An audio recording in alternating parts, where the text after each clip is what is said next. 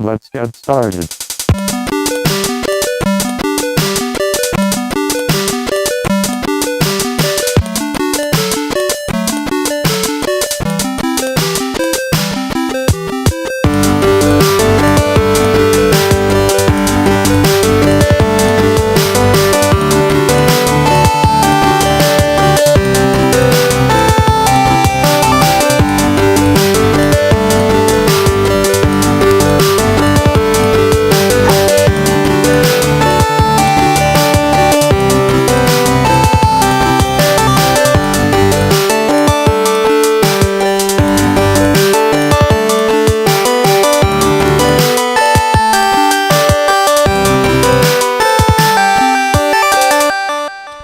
All right, everybody, and welcome to the bonus stage.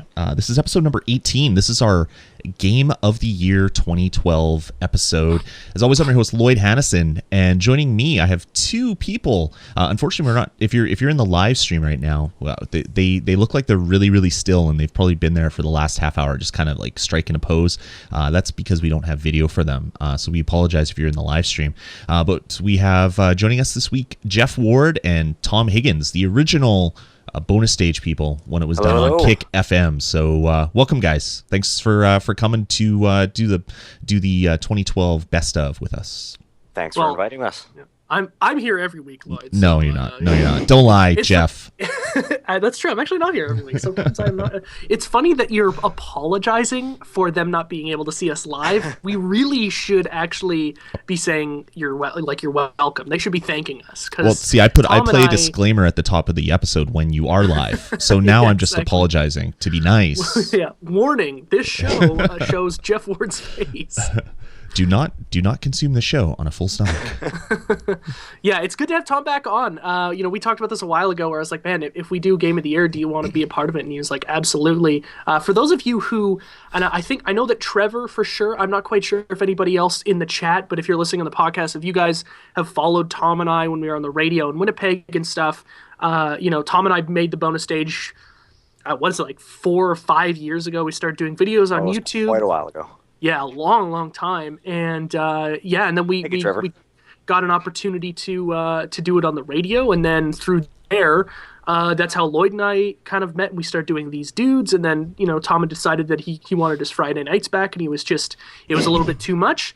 So and then Lloyd and I started doing it there, and we had one show, and then the station was canceled. So then we started doing it here, and there's a little brief history of I miss 92.92 as well, Trevor. It sucks. And they have it in the web version, but you have to be a student, which kind of blows. But I'm still waiting to go get my I Killed Kick FM t-shirt made. Exactly. I gotta do that since I was on the radio on a Friday night, and then it basically shut down on the Monday or whatever that was. Yeah, we were one of the last shows. I believe it shut down on a Wednesday. Yeah, that's right. And it was we were one of the last shows, and it was like we didn't even get a chance to do one more and just say hey, we're moving here. It was really strange. So I know that some people followed us. Max is in the chat room. He actually came on the bonus stage and we did our retro episode. So it's good that some people followed us. That you got the message, and these shows let me just kind of set the stage here really quickly. So each of us are going to do our individual top 10 lists. We're going to do one at a time until we get down to one. And it's gonna be a blast. If you're in the chat room right now, let us know. We're gonna probably around number 8 or so when we come back from break, we'll get you guys to start giving your game of the year, and we'll talk about your choices really quickly, and then continue on with the list. But I'm really excited. Hopefully you guys are gonna dig in. Move your bowels now if you have to. If you're listening to this on a podcast, pause that thing, go to the bathroom, and come back because it's gonna be a long one. And it's I've had a migraine all day, so I'm all medded up and feeling pretty good right now. So things are going to get really crazy really fast. I'm predicting it right now. So if I start speaking in a language that isn't English, I apologize now. Just accept it. Just wait it out. It'll get better. I don't know if you can actually say it'll get better. It will. Something. Well, it couldn't get worse. What it is, though. It couldn't get worse. With the three of us here, it'll definitely be interesting. And I actually got to say, I'm really glad that you guys asked me to come on here and do this with you guys tonight. And gotta say, hearing that intro there got me a little bit nostalgic, and I kind of miss the show now. It's gonna be fun. It's gonna be fun. It's I can't wait to start. So why don't we just get on with it? All right, so let's get into it. But before we get into our top 10 of 2012, we thought we would talk about maybe give out one stinker of the year, a game, something that I don't know, sticks out in our mind of this is the worst thing of the year. So I don't know, Jeff, why don't you kick it off with your worst whatever of the year? Oh man, there were a lot of bad ones that I played this year. Obviously Black Ops Declassified on the Vita was awful. Operation Raccoon City, I had literally nothing good to say about it. But the one that I think overall hurt me the most, and it might not have been the worst game, but it left the worst impression on me, is 007 Legends. If you guys remember back to when we did our top 10 most anticipated games of Q4, 007 Legends was high on my list. I think it might have been 6 on the list. And I bought it on launch. I was really, really pumped for it. And oh god, I mean, it's a shell of a game. It really disappointed me in every way possible. And the only reason I kept it was for the free Skyfall DLC that came out a week after the movie, which was far worse than I could have ever expected. It was like they took the game and they were like, okay, well, here's everything that worked. Let's rip that out of the game and replace it with shit. And then what we'll do is we'll just make Skyfall DLC and it'll be free for everyone. That's nice. And the game left such a poor impression on me. Oh man, I can't wait to get rid of it. As soon as I can trade in it for Far Cry 3, when they get it back at PNP, I am there, and it is gone, and it is in somebody else's hands. It's, yeah, terrible thing. Okay, Tom, how about you? You know what? Since I actually didn't play that many games this year, my worst section was actually pretty small, and I didn't have too many sour experiences. So I'm really only left with Diablo 3 at this point. Ooh. There was a lot behind this game that I was expecting and hoping for, and they just took it in a different direction. Not necessarily a bad one overall, but just one that I didn't appreciate as much as most others did. The changes to real money auction house soured the experience. This always online for their anti-piracy soured the experience a little bit as well. Yeah. So overall, not too much. Too many bad games this year. Not too many. But this one was the only one that really disappointed me. Especially when another game that'll actually show up on my list later completely overshadowed it, and it was far less of an experience. Nice. Cool. Okay, well, let's get into mine. And that would have to be the Vita. And I just picked up a Vita about a month ago, and I gotta put Vita on my list of one of the worst things to come out this year, and not because the actual hardware is crap, because the hardware is amazing. It's fast, dual analog sticks, the fact that you can basically download your games. The things about the Vita that really kind of I don't know, jump out at me for being this is a piece of garbage, is the kind of the game support. Developers are releasing titles on the system, and they're either not tested, they're buggy as hell, they're really watered down versions of their console brethren that they're trying to emulate. I was a huge PSP fan way back. I mean, that's how I started podcasting, was doing the PSP podcast, and had tens of thousands of people subscribed, and it was amazing to do that whole thing, and there was a lot of love out there for the PSP. But even then, their console ports were super watered down, but you could almost forgive that because it was it was basically, I don't know, hardware that was about 1.5 generations removed. Sony sold this as being, this is a portable PlayStation 3, so your console ports are not going to be ports, they're going to be the exact same stuff running on both. And that is entirely not true, except for some games, like some of the like Retro City Rampage, and maybe some of the other games that I haven't played yet that people are saying are really close across the two versions. So Sony has a really big, I don't know, a really big gap to kind of jump to get this system to become, I don't know, something that is going to sell. I have kind of fears that this thing is just going to kind of die, which really kind of sucks because I really do like the hardware. But 2013 is really going to be kind of scary for Sony, where they gotta drop the price. They gotta like give money hats to all the big developers out there to say bring your games over, and they got to make it happen, because this thing is kind of dying, which kind of sucks. I bought it about a month ago or whatever, a month and a half ago, because of PlayStation Plus and the promise of free games, but if there's no games being released by developers, there'll be no free games to give me, and then I'll be sad. So I am buying games though, so I'm not just the freeloader paying my $50 a year to get all this free stuff. But anyway, but that's not really the definition of a freeloader. I mean, you're still paying money. I am paying money, and I did pay for the system, so I guess I'm not a freeloader. But yeah, you know what I mean. So anyway, I guess for me the worst thing of the year isn't the Vita itself. It's kind of what's happened with the Vita this year. Sony really needs to turn this thing around. Otherwise, they're going to have a dead system on their hands, and that will make a lot of people really sad, including their shareholders. Another dead system on their hands. And, you know, yes. I get what you're saying, and it's not like... It's really... You word it in a way that, like, it's not like the Vita's a piece of crap, and I think everybody can understand that. But, you know, the games are really substandard, and probably one of the best ones is, as a launch title, it was Uncharted. It's a really solid game, but once you've played it once, you're really done, you know? And it's so tough to, like, justify $50 for a once playthrough game. Yeah. It's good that it's free right now for PlayStation Plus, but yeah, you're totally right. It's a tough ask, man, and they have not, you know, made it any easier. With some of the bundles it is, but they also bundle some really substandard games too, so it's tough. Yeah, it is really tough. I mean, I got the stinker of all stinkers bundled with my system, and that was the Call of Duty Declassified, which is just a piece of garbage.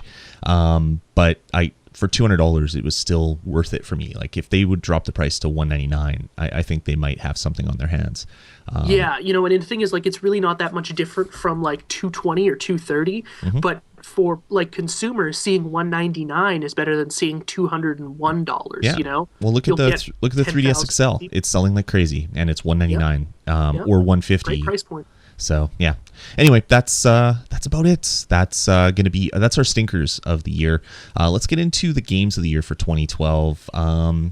Should we talk first about like how we kind of build our lists really quick? Or? Yeah, that's what I was gonna do. Okay. So this is our top 10 games that came out this year that we played. For me, that makes it really kind of tough, because I'm constantly on catch-up mode because of all the shows that I do, all the systems that I play games across and talk about. So most of the games that I played this year and spent like a good portion of time on, they actually came out last year. I'm like a year behind in playing my pile of shame. So that made it kind of hard to come up with games. But anyway, we kind of gathered together all the games that we played this year. We ranked them, and then we came up with our top 10. I don't know, Jeff, you have anything to add on your process other than your process being like absolutely crazy? Yeah, that's pretty much exactly how it was done. I mean, you know, for me, I was telling the guys before we started the show that today alone, I revamped my list 3 times, and I only like settled on my final top 10 about 40 minutes before we started the show. It's not like the definitive top 10 list, and it's of the games I've played, and you know, there might be some cheats here or there, but the the thing about it is the top 10 is really like a personal list. Here are the games that I love the most, but I think it's safe to say that for each of us, any of these games are worth your money. And I think that's probably one of the best things about these lists is you're gonna get tonight 30 games, you know, probably less because there's going to be some crossover here and there, but you're going to get a good amount of games that you know, you should go out and buy tomorrow and you'll enjoy. So exactly. And one other note, since I do an iOS gaming show called Touch of Gaming, I'm going to be saving my iOS games for that show. So there's going to be no iOS games on my list, even though maybe a few of them should have snuck in there when you get near the end of my list. So there's none on your list. That's interesting. I decided to keep this console and handheld top 10, and then I'll do my iOS top 10 in the new year when we do our Touch of Gaming top 10 of 2012 or whatever. So look for that. It didn't even cross my mind to even think about putting iOS games on here. Yeah, there's I actually put one on my list, believe it or not. really. Oh yeah. I know which one you put on too, but I'm not going You to probably spoil do. it. I'm not going to spoil it. That would have been the one that would have snuck on, actually. Oh yeah. Yep. It was really hard for me to keep it off. That's how much I enjoy the game. And it probably should have replaced the one that is my number 10. So without further ado, let's get into our top 10 games of 2012. Starting up at number 10. Who wants to go first? Let's go. I'll take a crack at Tom, me, and you. Okay, let's do that. So my number 10, as Jeff said in a couple minutes ago about those games that are a little bit of a cheat, here's mine actually starts off with one of them. It's Metal Gear Solid Peace Walker HD. Comes with the larger Metal Gear Solid HD collection if you buy it retail, or you can buy them individually on either Xbox or PS3. Game came out last year for the PSP, and it's not a very complex Metal Gear game, and it's nothing we haven't seen on the PSP previously. It's pretty much just like Portable Ops, one of the earlier titles. Okay. And for the $15, it offers a nice Metal Gear bite-sized gameplay. And that's really all it is. It's small missions that can really be beaten in a couple minutes, but with that Metal Gear gameplay style wrapped in a nice little bit of story. So it's not Kojima's usual verbal diarrhea that just takes up too much time to get through, and sometimes you don't even want to try it. This is just Metal Gear Solid in nice bite-sized forms, and I love this game. I'm so glad about it. Cool. Jeff, you're up. My number 10 is the only iOS game on my list, and it's The Simpsons Tapped Out. Nice. Lloyd and I have talked about this ad nauseum on the show for weeks, but for a game that is free, and it is a freemium game. Obviously, you've got these buy-ins to kind of essentially move your progress faster and buy certain items and all that kind of stuff. For a game that really at its core is free, it doesn't require you to pay a cent to get any enjoyment out of this game. I've been playing it basically since it came out, and I have never put an actual dime into this game, and I still love it. I play it almost every day unless I'm really, really busy, because it's one of those really fantastic games on the iOS, which is one of the types of games I like so much on the iOS, is when you just kind of drop into, you play for about 6 minutes, collect your stuff, and then bail. And it provides you like that last thing to do on your phone before you go to bed, right? And with the free updates constantly changing the game, not in any big ways, but aesthetically, and adding in just a few items here or there and a few new ways to get stuff, and some new quests and some new characters. It's one of those games that really, I don't see it becoming stale, because they keep making it new, and it's really fantastic. And I think although I don't ever want to spend a dime on a game like this, I think if you did, your money really isn't going to go to waste, because it will add to your enjoyment. Your town will get bigger faster. You'll see more things you recognize at a quicker pace.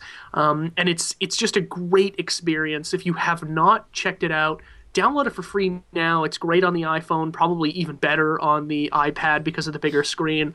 And it's just a ton of fun if you're a Simpsons fan. So yeah, that's my number 10, The Simpsons Tapped Out. Awesome. All right, let's get into my number 10. And this is a game that Tom said was his worst game of the year. And I kind of see that, and I really can. And that is Diablo 3.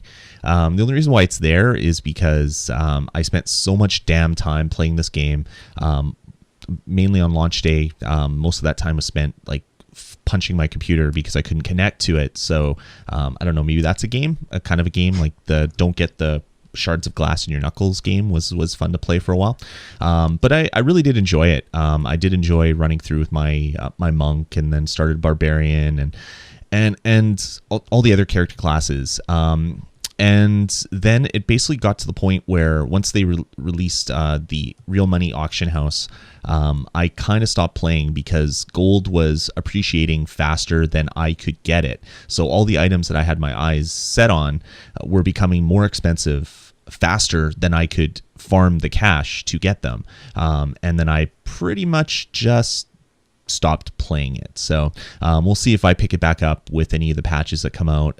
But it had to be there just for how much I waited for it forever. And when it finally came out, I did have a lot of fun with it. But yeah, Yeah, Yeah, it was one that you talked about for quite a few weeks when we were doing These Dudes. I mean, I think it was on at least 3 episodes in a row. Yeah. Because you had just dove into it so hard. And plus, I love my Diablo skull with the big gem sticking out of his forehead. So Yeah. that's worth it right there. That goes on my list just because of that. Cool. Yep. So there you go. Diablo 3, my number 10. Let's get into number 9s. Tom, talk about your number 9. All right, my number 9. The newest Harvest Moon game, actually. Harvest Moon 3DS, A New Beginning. Oh, nice. It really is a new take on a Harvest Moon, where they've added some newer mechanics to the town. So as you play the game, the towns open up. They've added more control with your characters, so you're not always stuck as the same Harvest Moon character. They've added essentially a lot more freedom. You can also pick up portions of your farm and actually move them around and redesign what your farm looks like. Except for the landscape. The landscape has to stay the same, but they've added a lot new features to this game that haven't really done much to Harvest Moon in the past. Like they've never really changed a whole lot all at once. And this one they actually decided to change a fair bit, and they've pulled over smaller aspects from Rune Factory, their fantasy version with dungeon crawling, and tacked it in. Unfortunately, though, I haven't played a whole lot of the game. My girlfriend accidentally saved over my file when I first started the game, and I haven't worked up the courage right now to go back through and redo the tutorial. Oh, man, that's brutal. I knew at the moment she did it, she's just started playing the game, she got about 10 minutes in, and I hear this just... and it was just, you just did it, didn't you? And it's like, yup. And it was just like, I was only like maybe 2 hours in, so I wasn't too heartbroken, but... Prometheus in the chat room says, time for a new girlfriend. That's hardcore. And that is, I wouldn't even know what to do with myself if Carly saved over my my Friends of Mineral Town save, which is like, I'm in year like 19 or something on that game. Like, I would just be devastated. And I haven't played it in 3 years. Oh, totally. Like, you're completely justified, I think, at that point. Yikes. Oh, that's hardcore, man. Yikes. Awesome. Solid game, though. It's definitely one that, like, if I had a 3DS, I would definitely be picking up, because I'm a big Harvest Moon fan. I've heard nothing but good things about that game. It is a fantastic game. I just have to work up that courage. Cool. Awesome. All right, Jeff. my number 9. Okay, so the guys in the chat room have just been beaking me all night already about this, so you already know it's coming. But you probably didn't realize it was going to be this high on the list. But Call of Duty Black Ops 2, everybody, if you're a fan of the show, you already know that I am a massive Call of Duty fan. I love the game. I pretty much have bought every one except for World at War at launch. And I've always really enjoyed playing the multiplayer, and I've always been a big fan of the campaigns. This one makes my list solely, not solely, but for really just 2 reasons. The first, the economy of purchasing the game it's really one of the best values for your dollar you can get. You've got a campaign, which can be played in, on the harder difficulties, still under 10 hours. But inside the campaign, there are a few choices that you could make that kind of change the way the game plays in certain areas and changes the ending. Not for any like big particular kind of like mind-blowing ending, but it changes it enough that you're going to play it again. Also, what they did in the campaign is they have these new kind of almost real-time strategy / first-person shooter thing that you can do, and they're supplementary missions.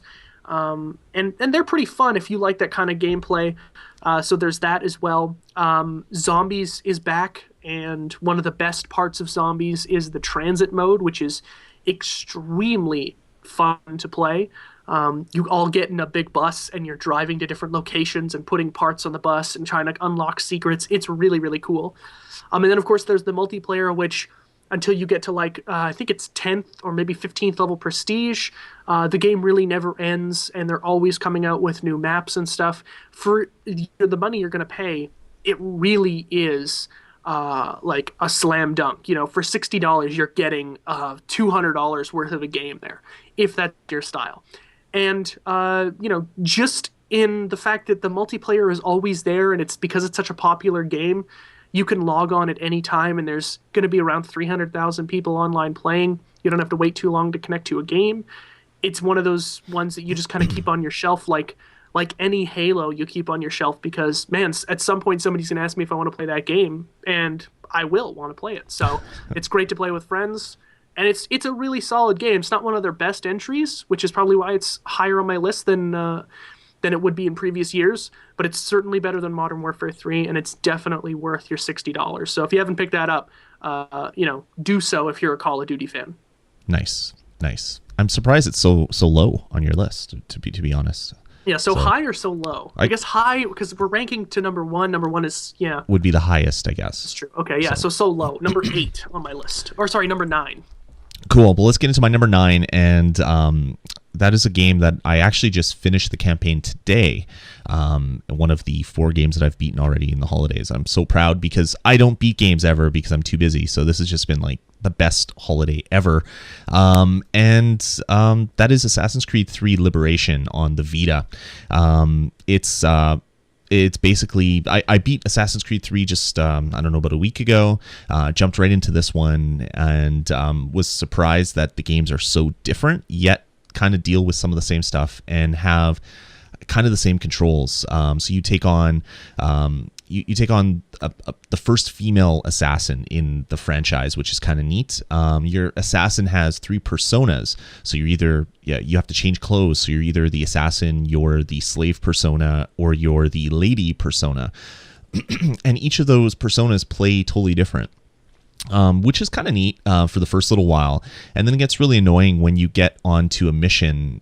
So you're basically trying to kill somebody or infiltrate something, and then one of the additional conditions for beating to get the perfect synchronization is play through it as the lady. And it's like, oh, okay, well, I have to run back and change my clothes because you can't just do it in the menu, and you have to run back and do that. So there's like little issues like that, but it does take Assassin's Creed and add some things that really it hasn't had before. There's full underwater missions where you're basically exploring caverns, which is really neat. There's a whip, so you actually do some like Indiana Jones kind of like running away from boulders and swinging over gaps with your whip and things like that. It's added enough to Assassin's Creed to kind of make the game fresh for me, even though I had just played Assassin's Creed 3 like a week ago, and I really had a good time with it. I guess the full game to beat all the main missions was pretty short. It was maybe around 8 or 9 hours, but there's a whole bunch of other content, basically killing a certain number of people, doing missions to buy different shops around the town. There's different cities, kind of like Assassin's Creed 3. You can go down to the bayou, you can go or the main city of New Orleans and stuff like that. There's some missions that take place totally different. There's even a cameo of Connor from Assassin's Creed 3 where you go to New York and have to do some stuff there. So really enjoyed it. One thing I got to say, I know the developers aren't obviously listening to the show, but if they are, and if they're making any more games, do not ever do back touch controls for anything other than like optional stuff. To pick pockets, you actually have to drag your finger along the back touch, which is really annoying. When you kill certain people, they give you letters, and the mini game to do the letters is you actually have to hold the front and back screen and move your fingers along it to kind of tear the letter open, which is kind of neat. But then you have to point your Vita at a bright screen or bright light and then like twist it a bunch of ways. Like, I understand that the Vita has all these new control options, but they should just be that, options. That bright light thing's been something they've been doing on the DS for a long time. It's so terrible, especially since I play games usually at night before bed. So it's like, I need a bright light. Great. Okay, let's turn on my iPad and put my Vita right in front of it so I get the bright light and twist it around. It was so stupid. But even after all of those kind of, I don't know, annoying things, the little niggling issues of unpolish and other stuff, I really enjoyed this game, and I will be going back to try to scrape as many trophies out of it as I possibly can. So if you have a Vita, you definitely should be playing it, especially that now the patch came out that stops it from corrupting your save game partway through, erasing all your progress, because that would have been really annoying. But thankfully I bought the game digitally on a sale that Sony had. So, and that patch was already out at the time of that. So anyway, my number 9, Assassin's Creed 3 Liberation. Definitely worth checking out. So go do it if you have a Vita. Cool. All right, All right. let's do another round. Let's do our number 8s. Tom. Number 8. This one is actually surprisingly my last 3DS game that's going to be on this list, even though the 3DS had a really strong year, in my opinion. Oh, yeah, great A year. lot of first-party titles, especially, were phenomenal to play. Phenomenal. Hey, it's got to make an appearance, you know? But this one is actually Paper Mario, the Sticker Star. This one is a great game. I was a huge fan of Paper Mario on the N64. It's probably one of my favorite games on that system. So for me, it was a no-brainer to pick this game up. It is also one of the 3DS's probably best ways to show off the 3D with the game being displayed as a 3D pop-up book. You don't have too much weird, visual blurriness trying to focus on, obviously fake objects. It's all just very flat, but still 3D. It's kind of weird to explain, but it works very well. And it's also changed up the usual format for the Mario RPGs by making the stickers actual weapons, but you collect them in the game world. So you find them smashed and stuck all over the place. And you pick them up and stick them in a sticker book, which does have a limit. And those get used in turn in your combat. So there's also a neat mechanic there, so where you're trying to focus on collecting certain ones to match your play style, because you can form your own tactics out of the stickers you've got collected. And if you explore around and be relatively diligent in exploring the world around you, you can actually find more pages to give yourself a little more breathing room, because some boss fights can get a little close. And it's these new changes and this great 3D presentation that just makes it like a killer app for the 3DS. You have to buy it if you own it. So thumbs up recommendation for me. Cool. I put it in the chat room, Tom, because I was surprised that you said that this is the last 3DS game on your list, because I knew that Resident Evil Revelations was such a great game, and I know that you loved it so much. Do you still own that game? No, I actually unfortunately don't. I did trade it off to Okay. get one. I think it was Mario Kart I traded it towards. Gotcha. I went through my 3DS games pretty quick just because there was so many good ones coming out. Yeah. Fortunately, I do have a small library because of it, but I do have a pretty solid library as well. Yeah. Yeah, no, I totally agree that like this year, and Lloyd, you probably agree with this as well, was just a slam dunk for 3DS. Like Nintendo did an amazing job just supporting that, The fact that it started rocky and they apologized and said things would get better, and they actually were true to their word for the most part, is pretty impressive. So They did something smart called dropping the price of the damn system, so that developers say, holy, these things are selling like crazy, let's make games for it. And then they also came out with all of the first party titles as well, which was really great. The 3DS Ambassador program wasn't a bad bonus either for those of us who paid $250. Yeah, I love going through all the GBA and all the other titles that are on my 3DS right now. It's good stuff. Knowing I have Fusion and nobody else is going to be able to buy that is a little, sick part of joy for me. Nice. All right, that's cool. Yeah. Jeff, you're number 8. Carly's in the chat room right now, and she just sent me a picture of her doodling on a screenshot of what it shows in the live stream, and it is hilarious. Lloyd, I will email it to you later because it is brilliant. Do I want to see it? I don't know. Do you like blonde hair? Oh, okay. Yeah, that's fine. Okay. My number 8. That's what we're on right now, right? Number 8? Yep. My number 8 is Resident Evil 6.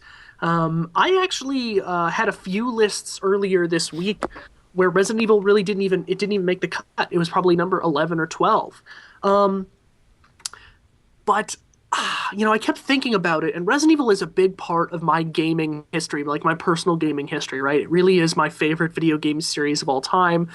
But from what they've done with it over the last half decade, it's starting to become a real problem for me to back the series, right? For me to say, like, hey, this is a good game, you should go buy it. And Resident Evil 6 gets a lot of things wrong. If you refer back to my review, I think it was back in October when the game came out, right? Before Halloween, I think. Yep. I had a ton of bad things to say about it. Trevor and I actually did a review on it, and he was pretty optimistic about the game. His view was definitely glass half full, whereas mine was probably glass half empty. No, yours was glass full of crap. Is kind of what it was. like, and I really enjoyed the game, which is weird that I kind of trashed it so much. But and Trevor says in the chat room he still likes it, and you know what, it is a good game. It really is. It's certainly nowhere near what Resident Evil was, but I really don't believe that a game that controlled like the original Resident Evil or had the same kind of puzzle mechanics could really compete and be a success financially in this day and age. I don't see that happening. So I understand that for the game to evolve, it really does have to make some changes, and I'm okay with that. I know a lot of people who, would call themselves Resident Evil purists would say that the series has gone downhill. And for a lot of the spin-off games like Raccoon City and other games like that, it really has gone downhill. There's been a lot of really garbage games, but the main lineage, the main series, has stayed pretty true. Resident Evil deserves the number 8 spot on my list because of the amount of love I have for the series, and that even while I was having trouble and getting frustrated at the game, I never put it down. And I think that's something that can be said in favor of the game. That I had so many struggles with it early on, but I kept playing it because the story, although ridiculous, is actually pretty compelling.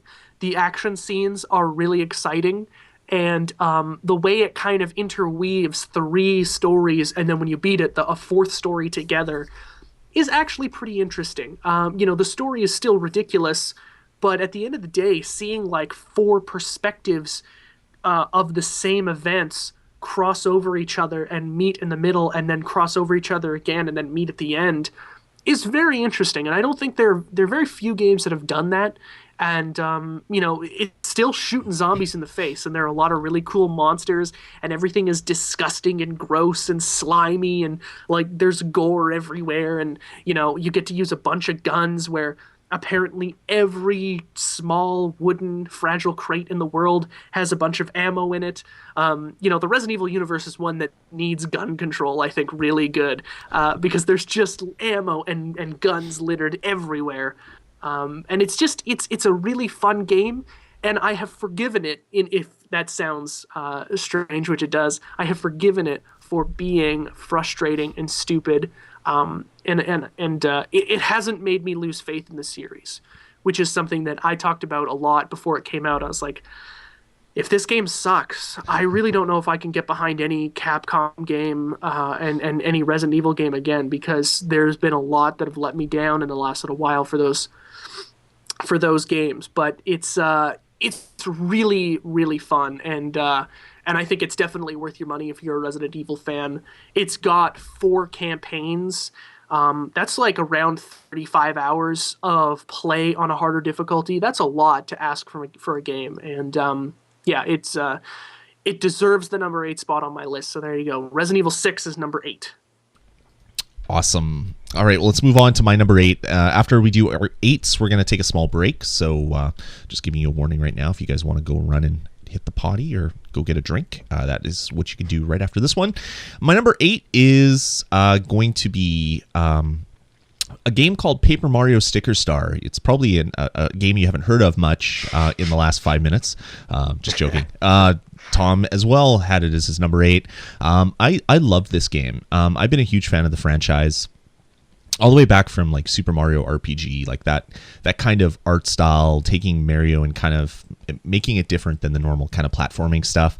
I really, really enjoyed Sticker Star. The 3D effects were really done well, especially when you notice that the shiny stickers you get in your sticker book, if you move your 3DS, they kind of like have the light kind of go across them really nice.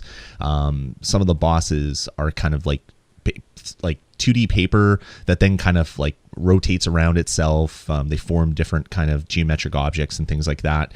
And just the world is just so bright and vibrant and a lot of fun to play. I really enjoyed Sticker Star. Kind of the level progression is more in lines with like a normal Super Mario Brothers game, where there's like worlds and levels, and you can see where if you're on a world that has multiple exits, you can kind of see that just by the dot color and things like that. They kind of really refined it. the sticker battle concept, where you actually have to find the stickers that you use in battle, I didn't like it when I first started, mainly because when you first start the game, I think you only have 2 pages, and I didn't have enough. They really limit you. Yeah, especially when you find some of the big stickers. Like if you turn some of the 3D objects into big stickers, it's like, holy crap, how do I have room for these and other things? But then as you progress in the game, you unlock other pages, and it doesn't become such an issue.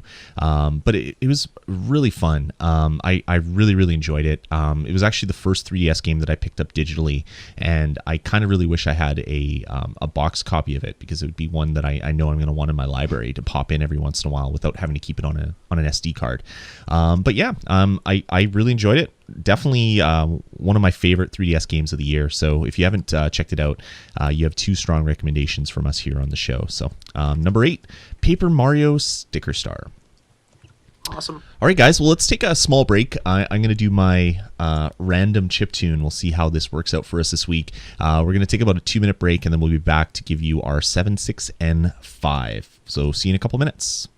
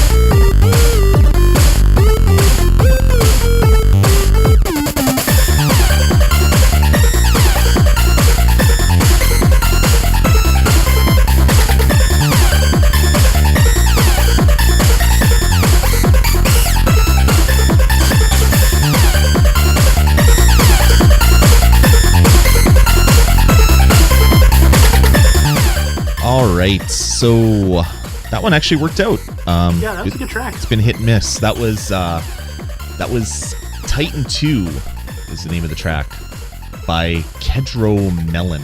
I don't know what a Kedro Melon is, but that's who did it. So there you go. All right.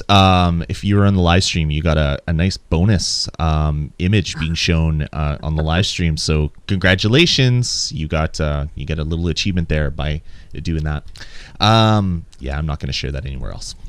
All right, moving on. Let's get into the rest of the games. Let's go through our number sevens. Do you want to change up the order? How about we do that? Jeff, number 7. Okay. My number 7 is a game that I got for Christmas.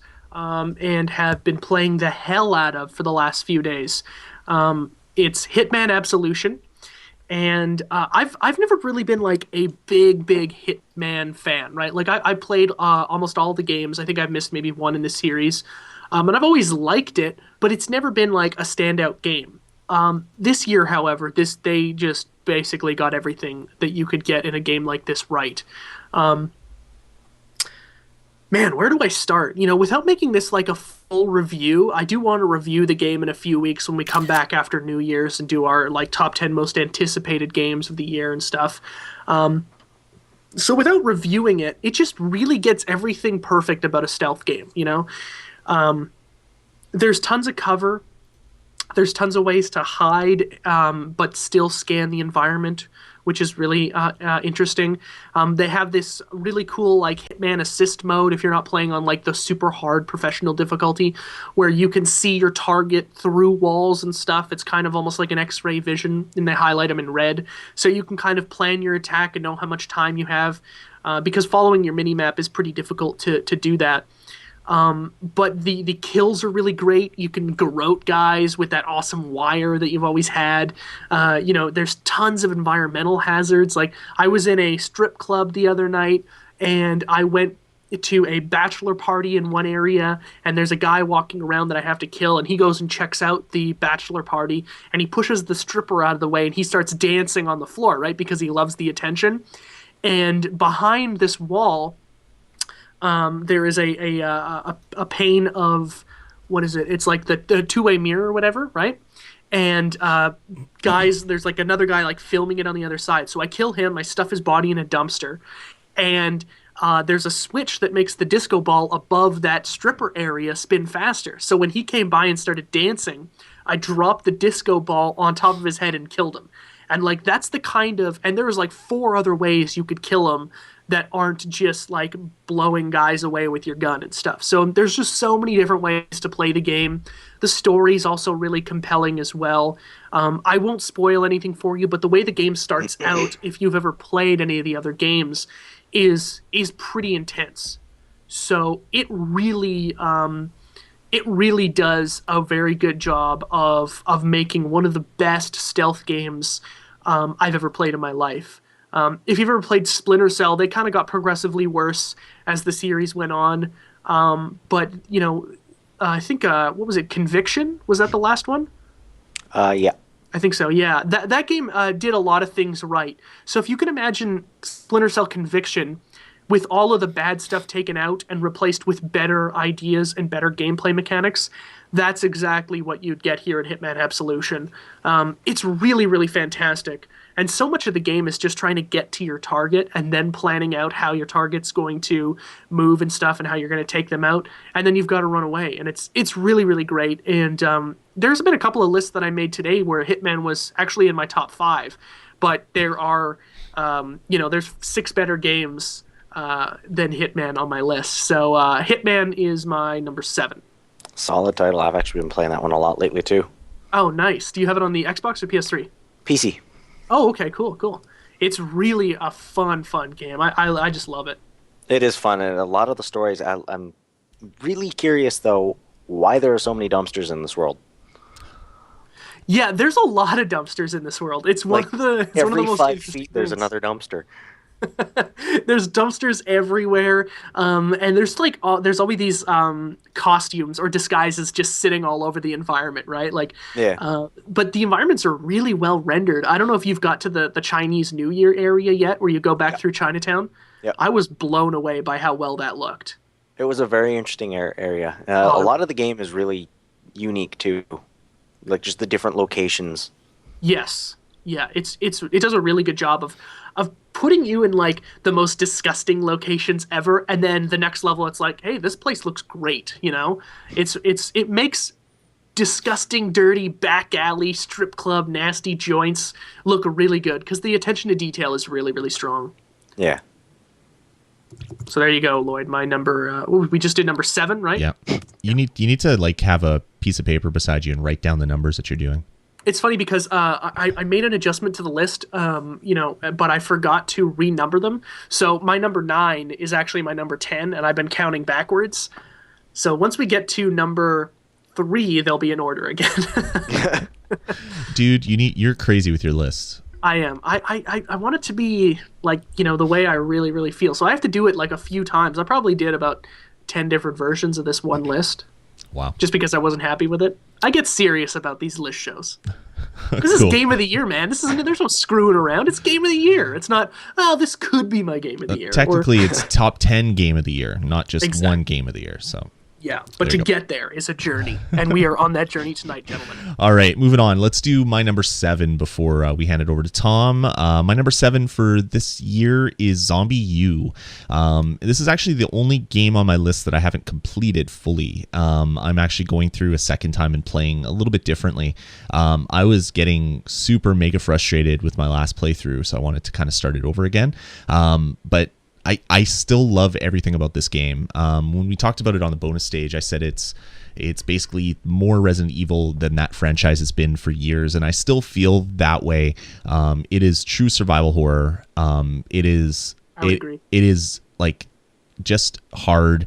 It's damaging to your ego as a gamer because you get just rocked and there's nothing you can do about it, and it makes you think that you kind of suck at the game, but that's just the way the game is. The way that the developers are leaving little messages to you in the environment is really awesome. Like everything about this game is great except for the graphics. I think if they would have taken this game and kind of put the polish on it as they did with some of the other titles at launch, I think this could have been something really, really special. As it is right now, it's still a pretty amazing game, but I think it would have got a little bit more critical acclaim by the Nintendo haters, the typical Nintendo haters in the media.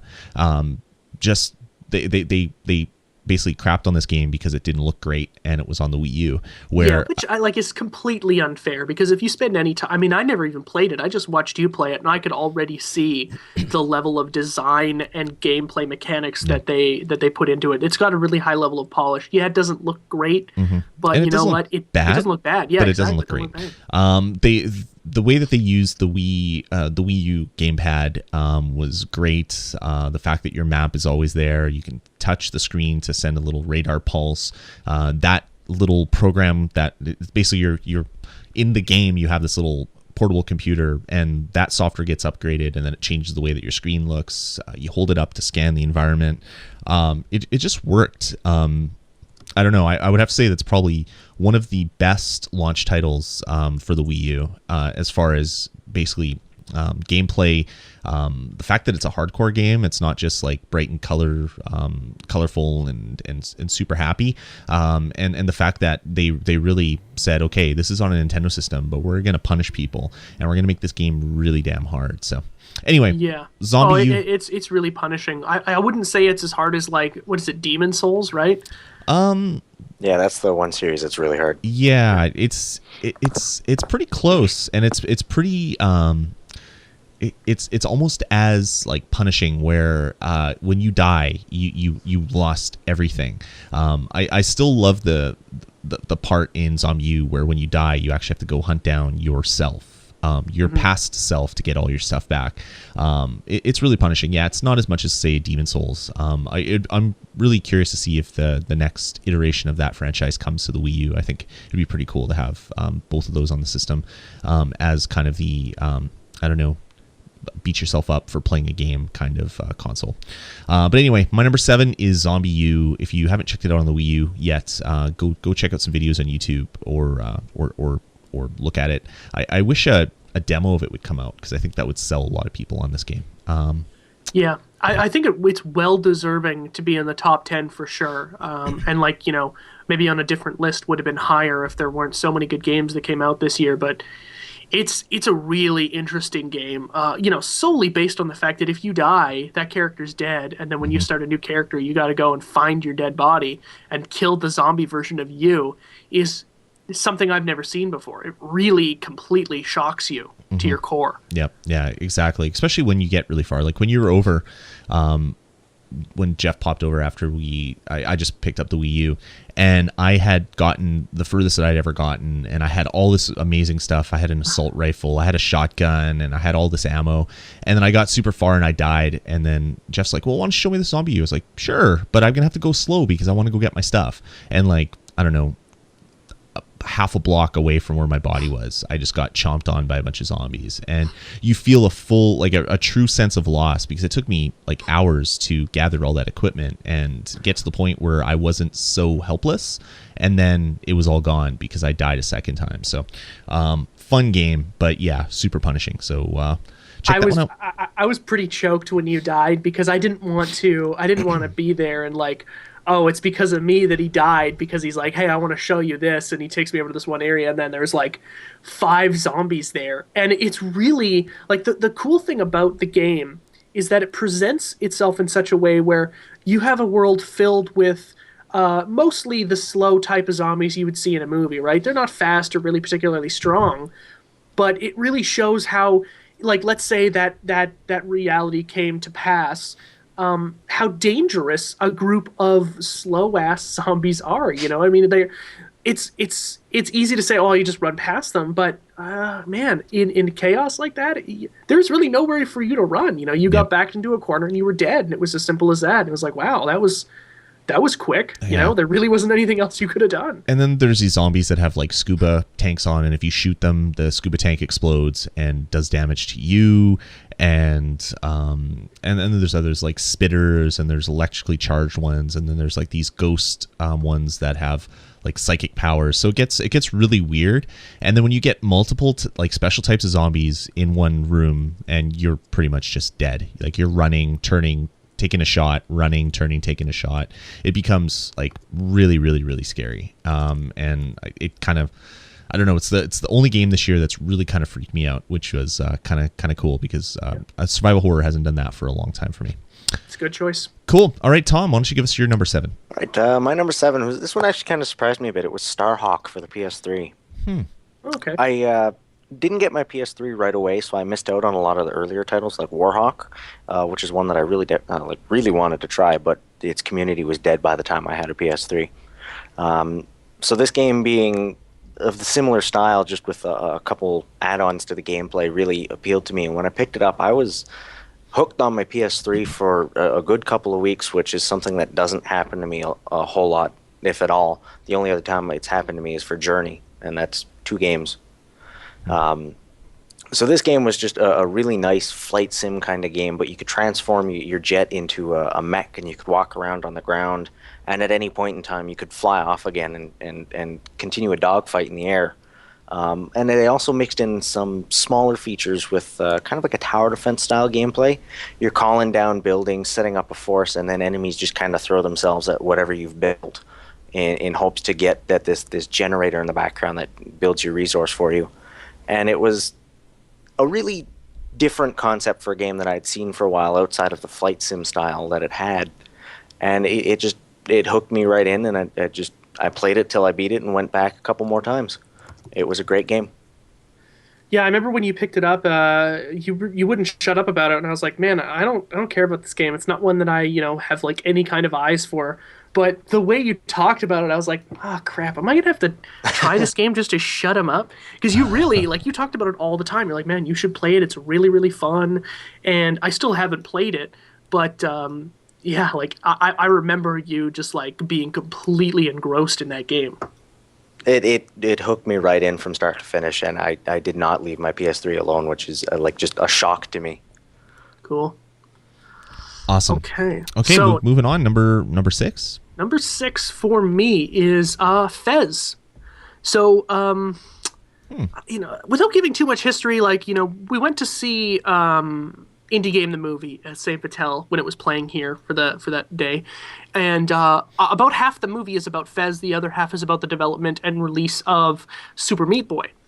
And I really didn't know much about Fez. I knew that Phil Fish was a pretty outspoken guy in the industry, and that a lot of people were mad at him for being outspoken, and that's really all I knew. So when I saw the game in the movie, I was like, man, this looks pretty cool. I can't wait for it to come out. And it's been one of those games that nobody really knew when it was going to come out, if it was ever going to come out. But it did. It came out springtime this year, I think, and I bought it right away.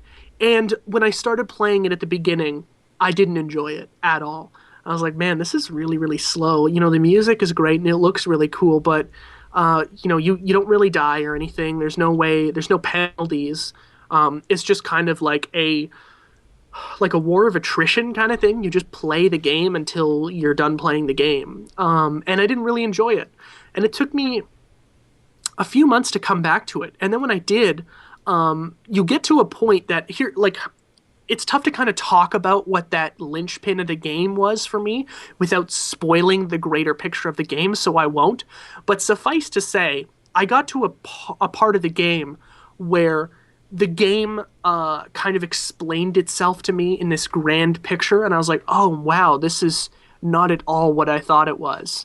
And it totally blew my mind, you know, in the way that, like, I couldn't stop playing it, you know, and it was really, really interesting. And it's, I don't have the camera turned on, but I've got a notebook next to me where I have written in all these little clues and things I need to remember for Fez, because it's one of those really well-built games where the game will show you something and you won't know it at the time, but it's something you're going to need to remember for a puzzle later, or to kind of open up the grander picture of the story as you're kind of piecing it together. And I was like, you know, I was sketching the runes and stuff like that. I'm like, am I going to need to remember the shape? I don't know. I might as well just write it down. You know, I was sketching, or not sketching, but I was writing down left and right trigger combinations to get anti-cubes. And it was really engrossing. I still have yet to beat it, to be perfectly honest, because it is such a big, big game. And when you do, there are multiple endings, and there are different ways that the game evolves. And it's one of those games that just, like, you start and the game changes all the time, and you're finding out new things, and you're going back to previous locations, and you're hopping all over the place, and you're spinning the world and trying to figure out where everything is. It's one of the... I'm hesitant to call it a puzzle game, because it doesn't really produce, like, here's a puzzle, figure it out. The whole game is a puzzle, right? So the small puzzles you kind of do inside the game are like, oh man, I don't even really know how to describe it, but they're smaller puzzles that fit into a larger scale puzzle, if that makes any sense. And it's really enveloping. It's one of those experiences that, like, I've got my headset on and I can't hear anything in the room. You know, it's just the chill music of that game. You know, great soundtrack. And I'm just hopping around with this little dude with a little hat, and I'm spinning the environment. And I'm like, wow, I'm like completely into this game. And I'll probably say this a few times more tonight. There have been many lists that I've written where Fez was like in my top 3. But, you know, my list had changed so many times and evolved, much like the game. It's totally worth your money. I believe it's 800 points or 1,200, so it's either $10 or $15. Totally worth every cent.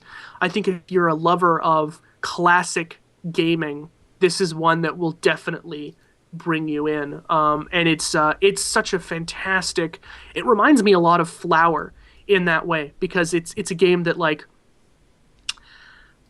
you know, it doesn't punish you for doing anything wrong, because there's really nothing wrong that you can do. You know, if you fall off a platform and die, you just spawn right back there. If you fall in the water and die, you just spawn right back where you jumped off.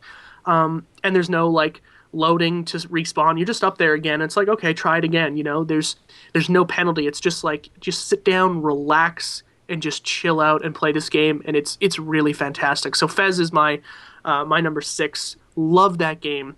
And yeah, Lloyd saying in the chat room, it did have a lot of bugs, and it there were some that, like, broke the game. I didn't say it had bugs. I was saying I loved the game. They were talking about a Bugs Bunny game, so. Oh, okay, sorry.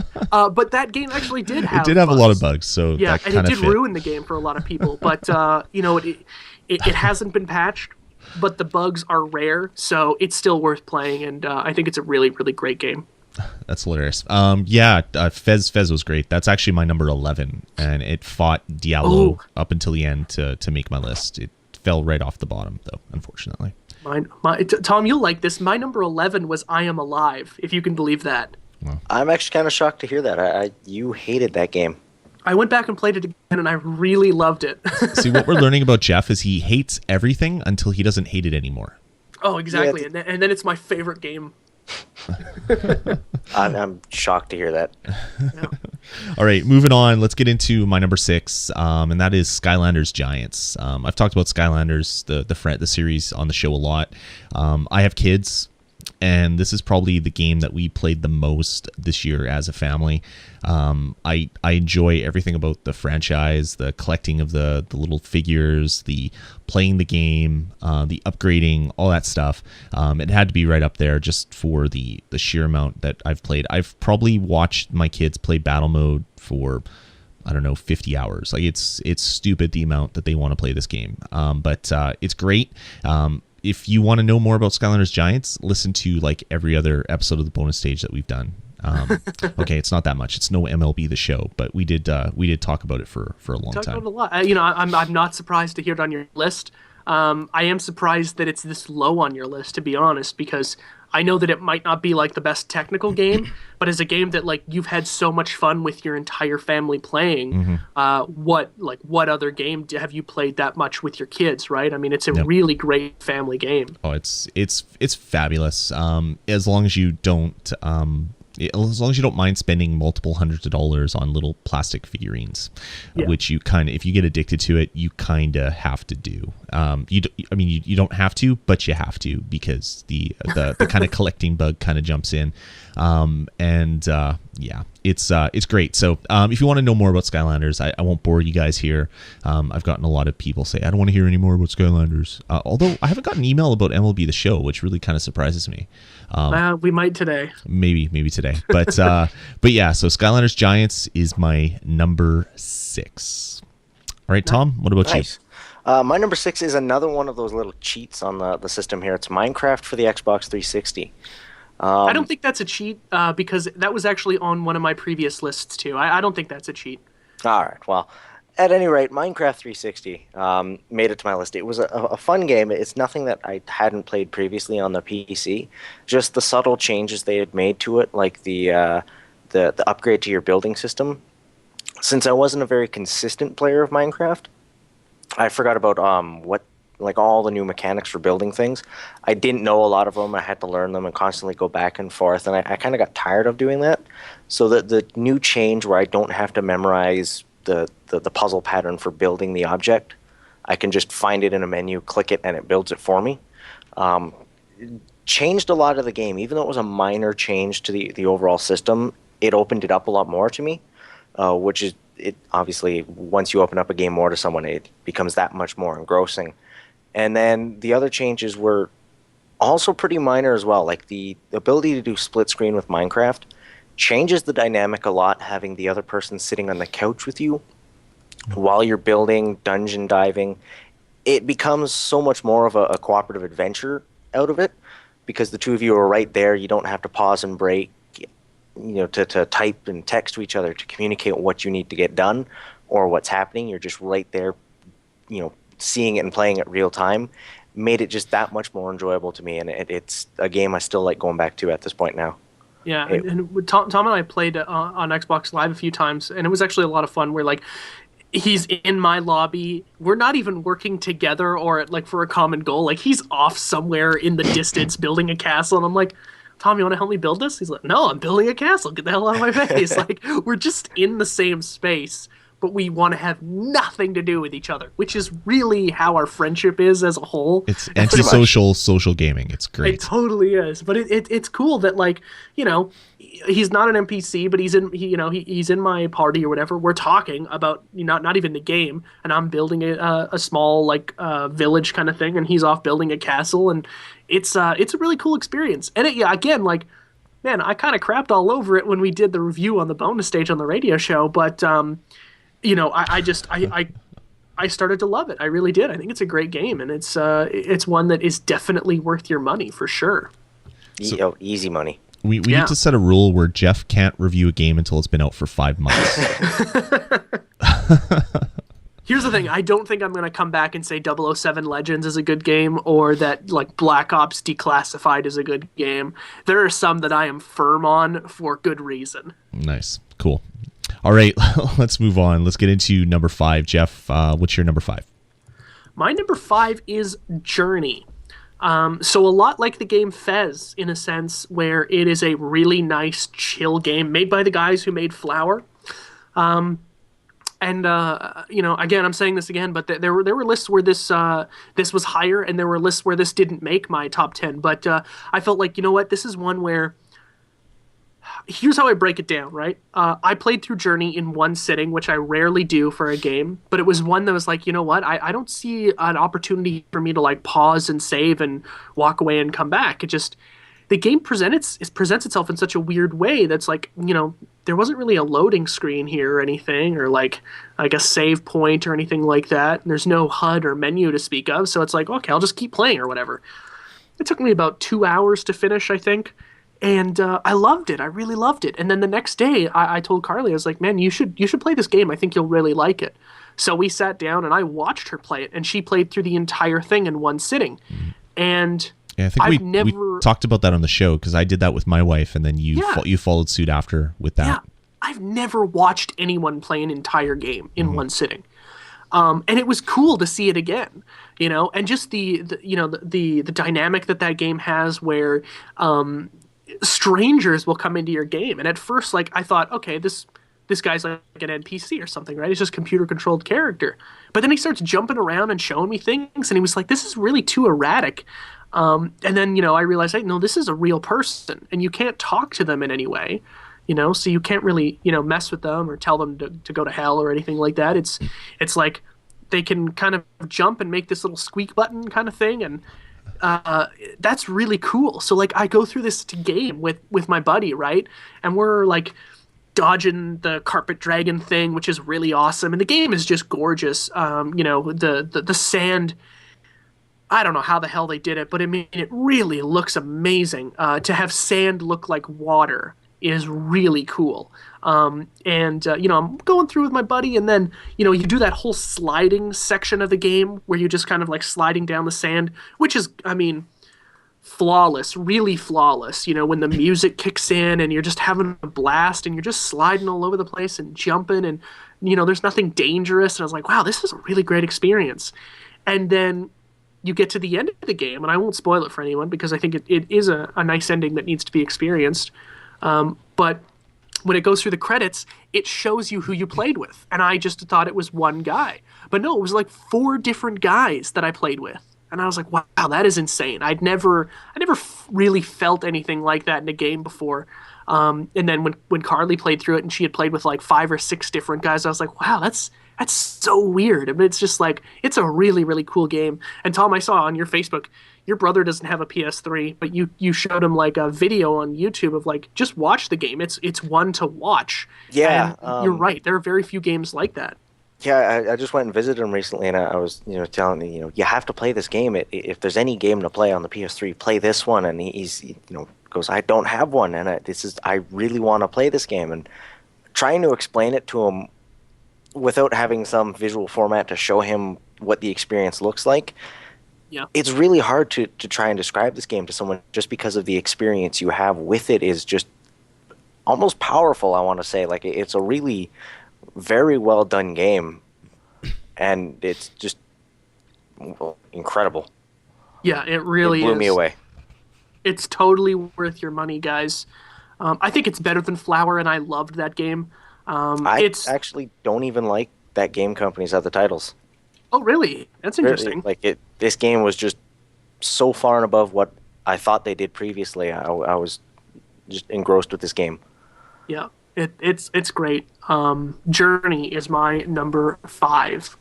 Awesome. Okay, moving on. Let's get into my number 5. And it's a game that I talked a little bit about on past shows, and that is New Super Mario Brothers U. I'm not a huge fan with the kind of turn that the New Super Mario Brothers games have kind of taken, where they've kind of really dumbed down everything, so it's total newbie friendly, which I mean is good for Nintendo, but it's, as someone that's played every single game, it's kind of tough. But what they've done with New Super Mario Brothers U is they've kind of injected aspects of New Super Mario 3 and New Super Mario World, or just Super Mario 3 and Super Mario World, and taken aspects of all those games and kind of mushed it in. They've removed the ability to hold 2 items. You basically only have the power up that you currently have, so it makes it a little bit more difficult. And they've really kind of come out with a game that is large again. It's not like New Super Mario 2 on the 3DS, which is like it seems like there's 5 worlds in it, or 5 levels in it. It's so short from start to finish. This game actually is meaty, and it takes a lot of time to get from start to finish. The Baby Yoshi aspects are really nice. The fact that you have a flying squirrel suit is kind of cool, and just the and getting back to kind of the old Mario games, which you could sit around and play and play and play and play and play and not complete and finish it. So it's it's great. Really not much else to say about it. The Miiverse integration is kind of neat too. If you do something decent on a level, like beat it without dying or getting all 3 star coins, or anything else like that, you have a little chance to add a little saying or drawing, and then they show up on your map as little balloons, and those are the messages that other people are leaving that you aren't friends with, potentially, and you can just switch in a mode where you read those messages, and it's kind of fun. It's almost like playing a game socially with people that you've never met. I'm really kind of digging what Nintendo's done with their with the Wii U and kind of the more social nature. It's kind of really worked really well. So that's my number 5, New Super Mario Brothers U. Tom. All right, my number 5 might actually surprise Jeff a little bit, and where I have it on the list is actually Mass Effect 3. Oh wow, it does surprise me. Just hiding in the middle of the pack. It was a great game. Like, as far as Mass Effect is concerned, and anybody who listened to the radio show knows that Jeff and I can go on about Mass Effect with no problem.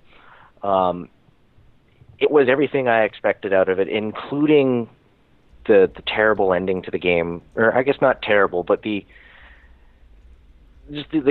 community dislike for the end of the game.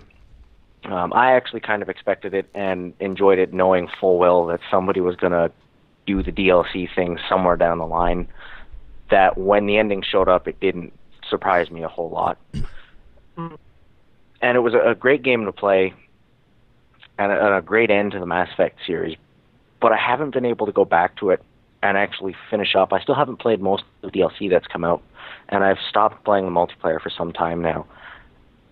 And as much as I love Mass Effect, I feel almost like the way the community reacted so violently towards the original ending they had released for the game, it almost soured my experience as a whole, just because playing this game, sitting there thinking, how so many people are hating it for something that I wouldn't say is minor, but it could have been looked past. Yeah. And it unfortunately just soured my experience by the end of it, and so it only gets stuck at number 5 right now. Yeah, I would agree with you there that, like, the massive outcry of, oh, we were wronged, and we deserve better, and all this stuff, about the end of the game. Really, like, I really didn't find there to be that much problem during playing the end of the game. I was like, okay, well, this kind of had to wrap up in some way, right? With the amount of things that go on in Mass Effect as a whole, like 1, 2, and 3, to have so many different endings is really, I would say, near impossible for them to come to some kind of, like, here's 75 endings for everyone, right? It really does have to come to some sort of, like, it's got to stop here, and your choices are... The thing is, in Mass Effect 3, your choices from the other 2 games are reflected in nearly every scene leading up to the end. There's so many different variables that get addressed in-game. But at the end, people were so mad that the game had to end one of 3 ways. And now I guess one of 4 ways that the DLC ending came out. And I was like, you know what? I don't see the problem with it. It really bugged me that, I got to be right there with you, man. Yeah, it was just unfortunately a sour note on an all-around good game. Great game, actually. So, stuck at number 5, unfortunately. Awesome. All right, well, let's take another couple minute break to break this up. We'll come back after this random chiptune with our number 4, 3, and 2 of the year. So here we go. Back in a couple.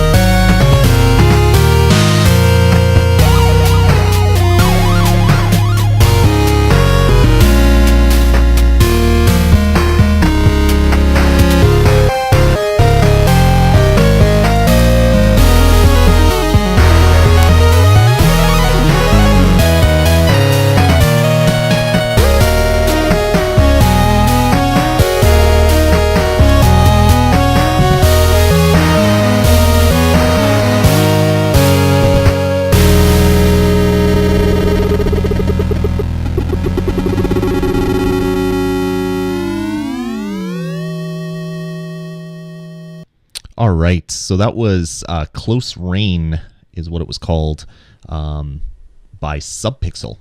So that was a neat one. It actually kind of worked again. We've been lucky with our chiptunes lately, Jeff. It's been nice. Yeah, we have. Tom, I don't know if you listen to the podcast very often, but Lloyd and I will do this thing where we'll play one track that we kind of listened to before, and then we'll just kind of like throw it on random. And we've had some stinkers in the last little while where we've been good except for the last episode. We had that one which just like, are they purposely trying to make noise? Like this is horrible. My ears have gonorrhea now. I'm sorry. It was terrible. I think we listened to it for like 15 seconds and Lloyd got out and he was like, whoa, man, that was terrible. Like the sooner the better. Let's get out of this break now. Yeah, it was awesome.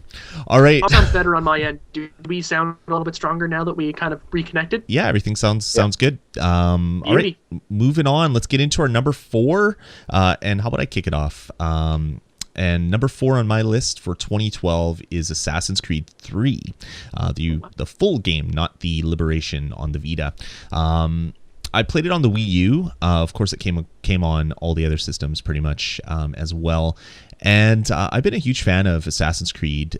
Played the first one, kind of disliked some of the aspects of it. And then when 2 came out, I just played like stupid amounts of number 2 and all the other kind of side games that came out with number 2. So I was really excited to get into Assassin's Creed 3. With the fact that it's in a different world, the fact that you're not Ezio anymore, who I was kind of growing tired of, and the fact that there was like winter and summer, and you're hunting and you're running through the forests, and the fact that I kind of really was intrigued with the new main assassin, Connor. So I was really happy to kind of dig into it, and I don't know. It's great. The game has multiple modes where you're basically running through like stabby with people in the city, or you're doing the stabby thing with animals and basically carving up their carcasses and taking the stuff to use in crafting.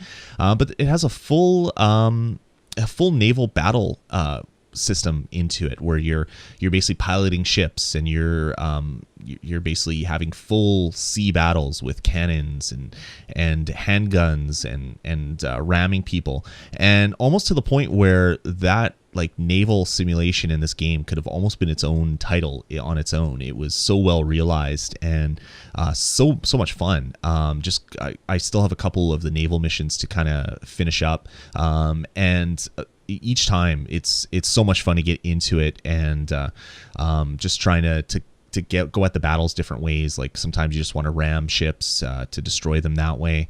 And of course, since it's Assassin's Creed, as the last couple ones, you could do a lot of upgrades to your character and your homestead. Well, in this game, it's a homestead. Before it was like kind of your city or whatever.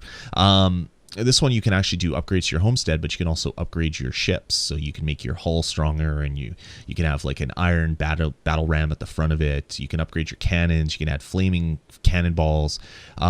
It's I don't know. It's almost so good that I would find myself wasting hours just like sailing in the ocean and saying, "Oh yeah, crap! I have to go back and play the main mission so I could actually beat this game." You can just sail around in the ocean? What's that?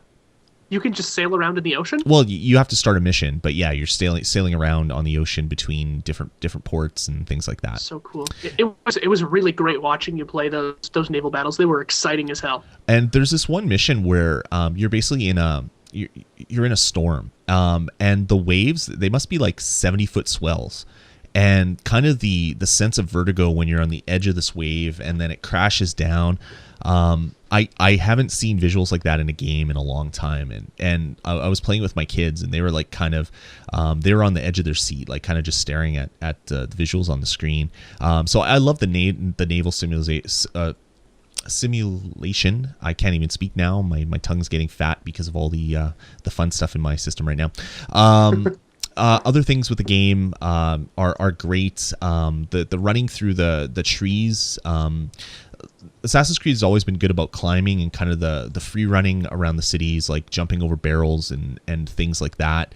But running through the trees, like it's almost like I don't know. It almost seems like you're making music or whatever, running through the trees. Like it's seamless, and there's a beauty to it where you're running from one part to another and kind of going around tree trunks and running up and going from canopy to canopy and branch to branch.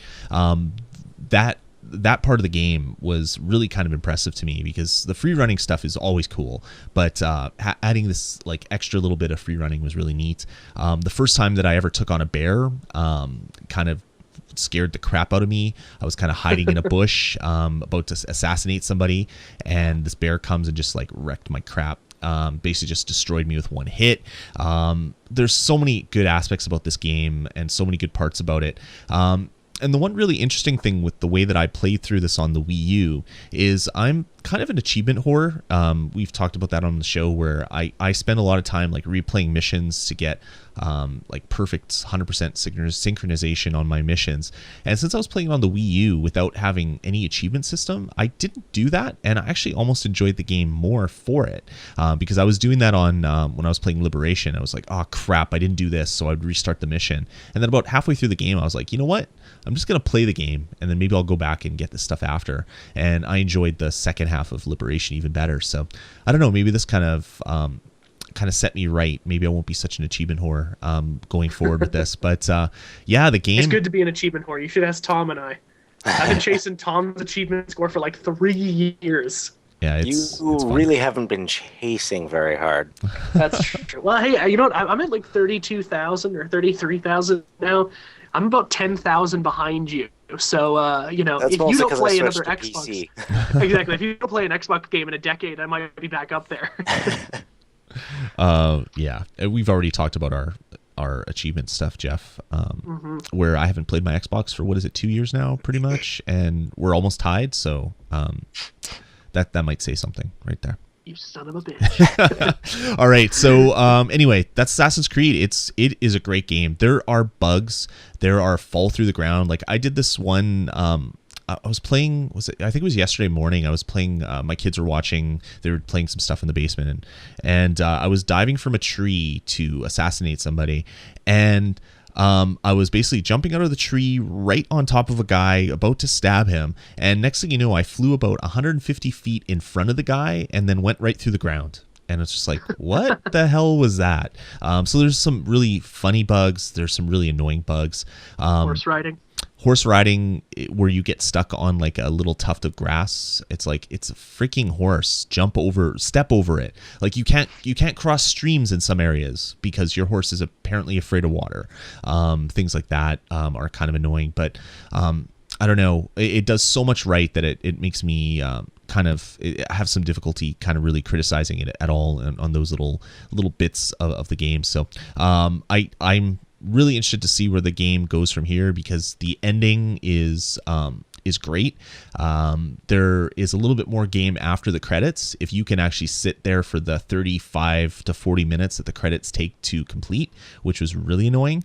There's kind of an epilogue that happens after it, which was kind of interesting. I'll be curious to see where Assassin's Creed 3.5 or 4 goes based on what happened in the game. So I don't know. I still love the franchise, so that says good things about this game. So my number 4, Assassin's Creed 3. I can't wait to play it myself. It's probably going to be one, like if we did like a 2013 game of the year for 2012, like games that we didn't get to play in in 2011 or whatever, we played them in 2012. That's kind of that thing. Like there's a bunch of games I didn't get to play this year that I know probably would have made this list, and that's one of them. Far Cry 3 is another one that I didn't get to play. Yep. It's tough, but yeah, I mean, we can't play them all, guys. Can't play them all. We can try, but we can't. We can try. All right, Tom, what about your number 4? All right, my number 4 is Halo 4, actually. Nice. There's not much that can be said that's bad about this Halo title. It was a new game handled by a new company, spearheaded by some of the veterans from Bungie, so it's still got some of the same direction. And it was like a home run. They cranked this one out of the park. It was every bit the same feelings we had with the original Halo. It was just this time we knew the character. He was just in new environments and new social situations as well. That really drove the story for this game, and I really enjoyed it because of that. And they pulled some punches in the story as well with some characters that really surprised me, and I would be surprised that they would take that shot in their first title. And it really has me set for some really high expectations with the next ones.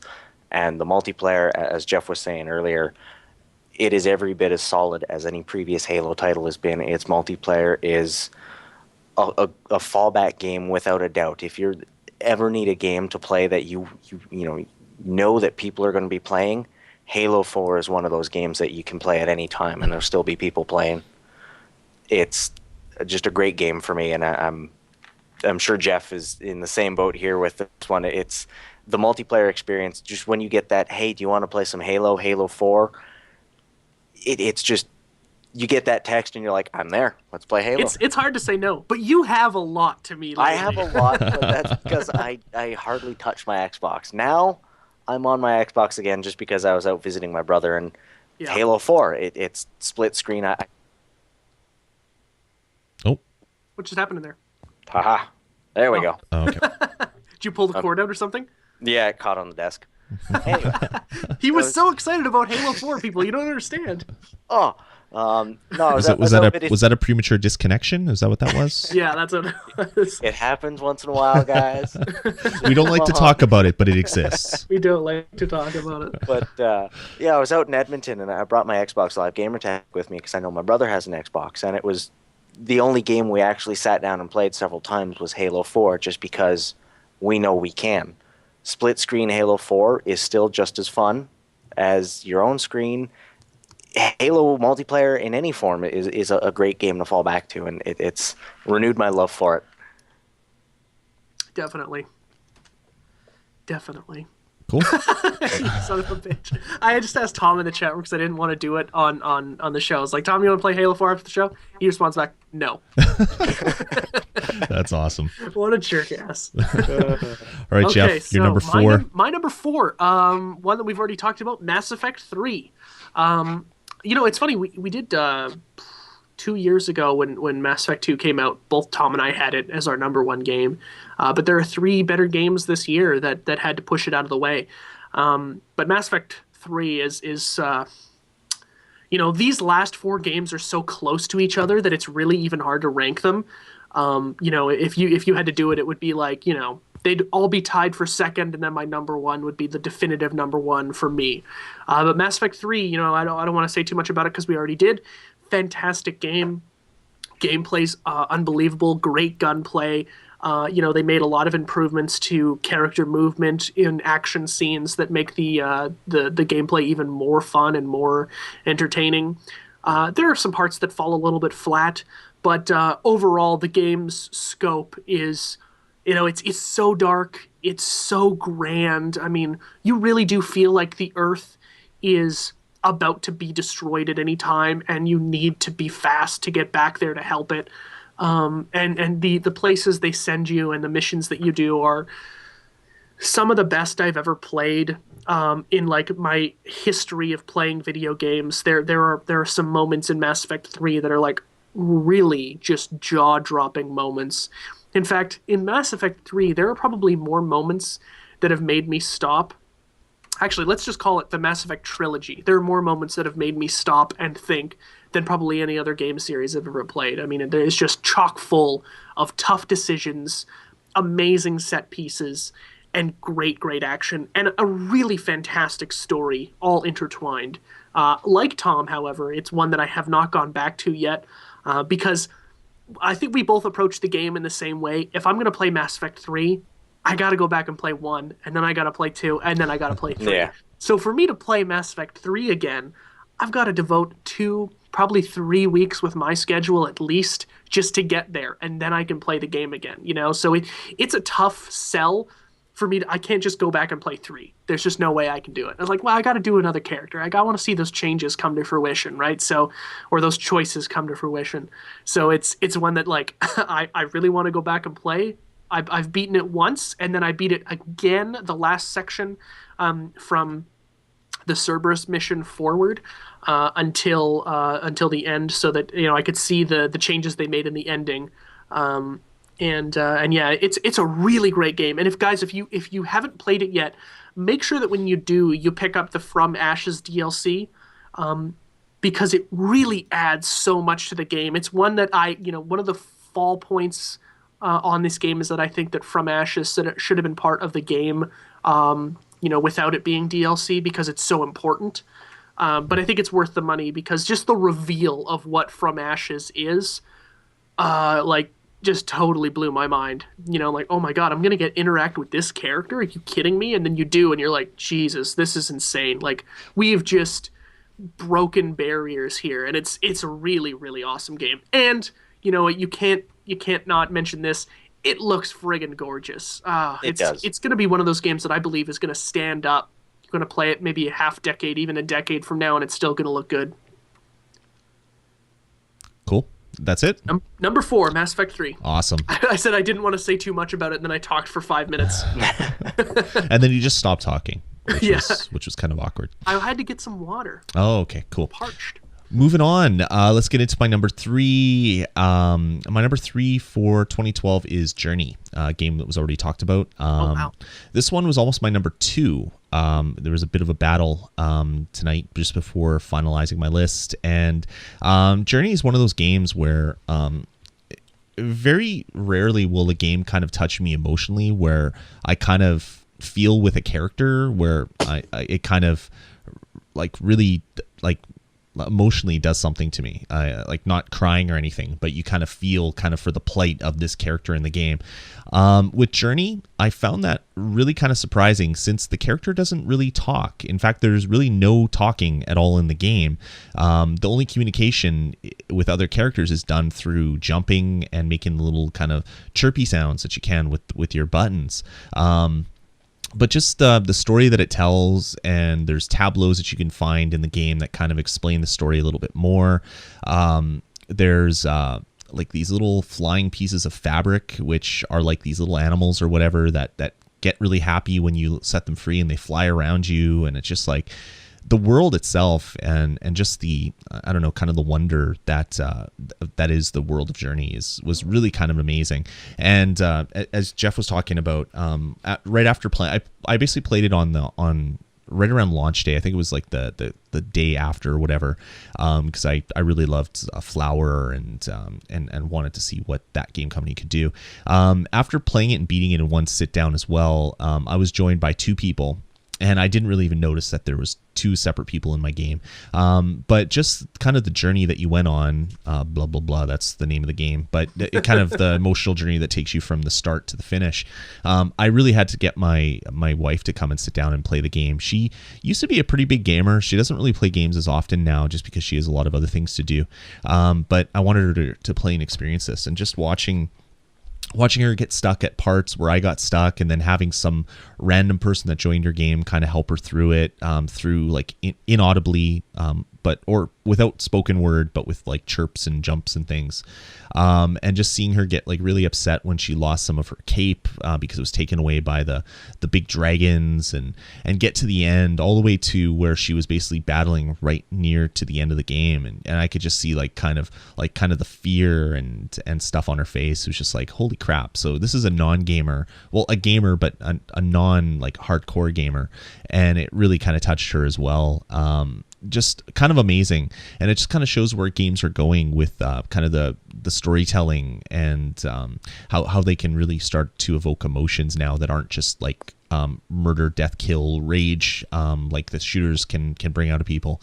Was definitely a lot of fun to play, and it's a game that I think kind of exists perfect in its own little place, and even though it's only 2 hours long, it definitely needs to be on my list. So there you go. My number 3 is Journey. Yeah, it's such an experience. It really is. And I think one of the great things about the game and why it stands up so well is there really is no clue or like explanation before you get to the end, like what you're in store for. And that uncertainty of what's going to happen. What am I really doing here? What's the bigger picture? Yep. Is like this amazing driving push to finish the game. You know, it's, Yep. you know, in Halo or Mass Effect or Hitman or Resident Evil or whatever, you have a pretty good assumption of what's going to happen at the end, right? But in Journey, you're dropped into a completely foreign environment, something you've never seen before. A character who doesn't communicate, can't communicate with anyone else. There's literally no dialogue. No one speaks words to you. It's all done in kind of this mime thing, presentation deal. But the mystery of what the hell you're doing, what you are, where you are, is so compelling that you can't stop playing it. And it's really never been done before. I can safely say that there's never been a game like Journey. And probably there never will be a game like Journey. I think it was probably a risk for them to put that together, as was Flower, right? But these are guys that definitely, you know, as cliche and boring as it sounds, they think outside the box, you know, and for whatever reason, they've been able to profit where no one else can. Well, they had their big money hat contract from Sony that basically signed them on for 3 games, so they were getting paid, and their studio there was no danger to their studio at all as they were working on their games. Now that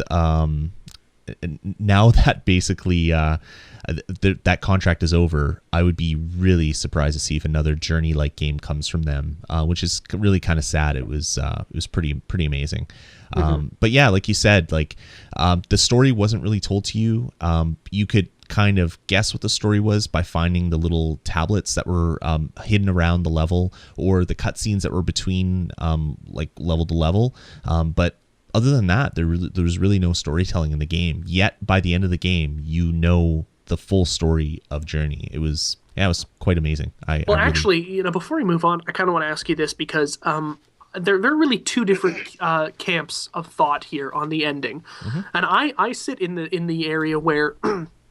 Although the ending is presented in a way that seems kind of definitive, I've always felt like the ambiguous nature of the story gives you an ambiguous ending, right? You can kind of piece things together, but you're really not sure. Now, do you, when you played it, do you feel like the ending is a nice solid ending, or that it's a little bit ambiguous? I think it's I don't really want to spoil what the ending is. Yeah, it is tough to talk about. And my answer will kind of spoil it. But I Okay. think it's a pretty definitive ending, and it's basically kind of a rebirth, right? That kind of thing without spoiling it anymore. And that doesn't really say what you are, what your character is in this game, but it can kind of make you think about that a little bit more as to what your character actually represents in this world. Sure. It's just the only game that's made all of our lists. Yeah, So it's far. a lot of fun. So Journey for me, number 3. Cool. Tom? All right, my number 3. This is linking back all the way to the start of this show tonight when I was talking about my most disappointed game of the year, and that was Diablo 3. And so my number 3 right now is actually Torchlight 2. Good game. I played Torchlight 1 from Runic Studios, and some of the people who are really following them should know, or not should know, but they might know that most of the guys at Runic, or at least some of the guys at Runic, are veterans of Blizzard North, which is the studio that used to handle the Diablo games that we all know and love. So as soon as I heard that they were making this new action RPG game, I was immediately sold on the idea and loved the first one. But like everybody else, I was dumbfounded at the lack of multiplayer. I was thinking, the guys who handled those two games previously should be, like, it's not even a thought for them to put multiplayer in. So as soon as they brought out Torchlight 2, again, I was there, white on rice, just on this game. Like, it was amazing. It was everything that I wanted out of Diablo 3. It was nice, tight gameplay. It worked well. It was simple. It didn't have any arbitrary mechanics or money-grabbing tactics that shouldn't have been there. It was just every bit the action RPG we know and love, with a great new, vibrant, colorful format. And I love this game so much. It filled that very large void that Diablo 3 left. Is it what you wish Diablo 3 was? Oh, every bit. Yeah. Yeah. Yeah. It's just a gorgeous game. I love the look of the game. I love the kind of World of Warcraft sort of aesthetic where everything's kind of like whimsical. Torchlight 1 was amazing. I spent so much time playing that game. I still haven't picked up number 2. That's on my big pile of I need to get 2 games. I'm gonna have to get in that early next year. I think it's a game that I really wish Diablo was, because Diablo didn't scratch that itch at all. It's a gorgeous game. That hand painted look to the textures, it really makes the game pop in its own unique way. Mm-hmm. Cool. So that's my number 3. Okay. So I guess my number 3, right? Yep. My number 3, a game we've already talked about as well, Halo 4. There was a list where this was my number 1, and there was a list where it was my number 2, but it never came out of the top 3. Was there a list where it was your number 0? No? Yeah, where it was like, it was better than the number 1 game. It bounced around, but it was never out of the top 3, for the same reasons that Call of Duty is on my list. It's a game that's going to sit on my shelf forever, and I can go back in 2 years, before Halo 5 comes out, and people will still be playing it because it's so popular. But there's more value here in Forge World, in the different game types that come out. I think the community of Halo, it's just a much better community. It's got a better head on its shoulders. There's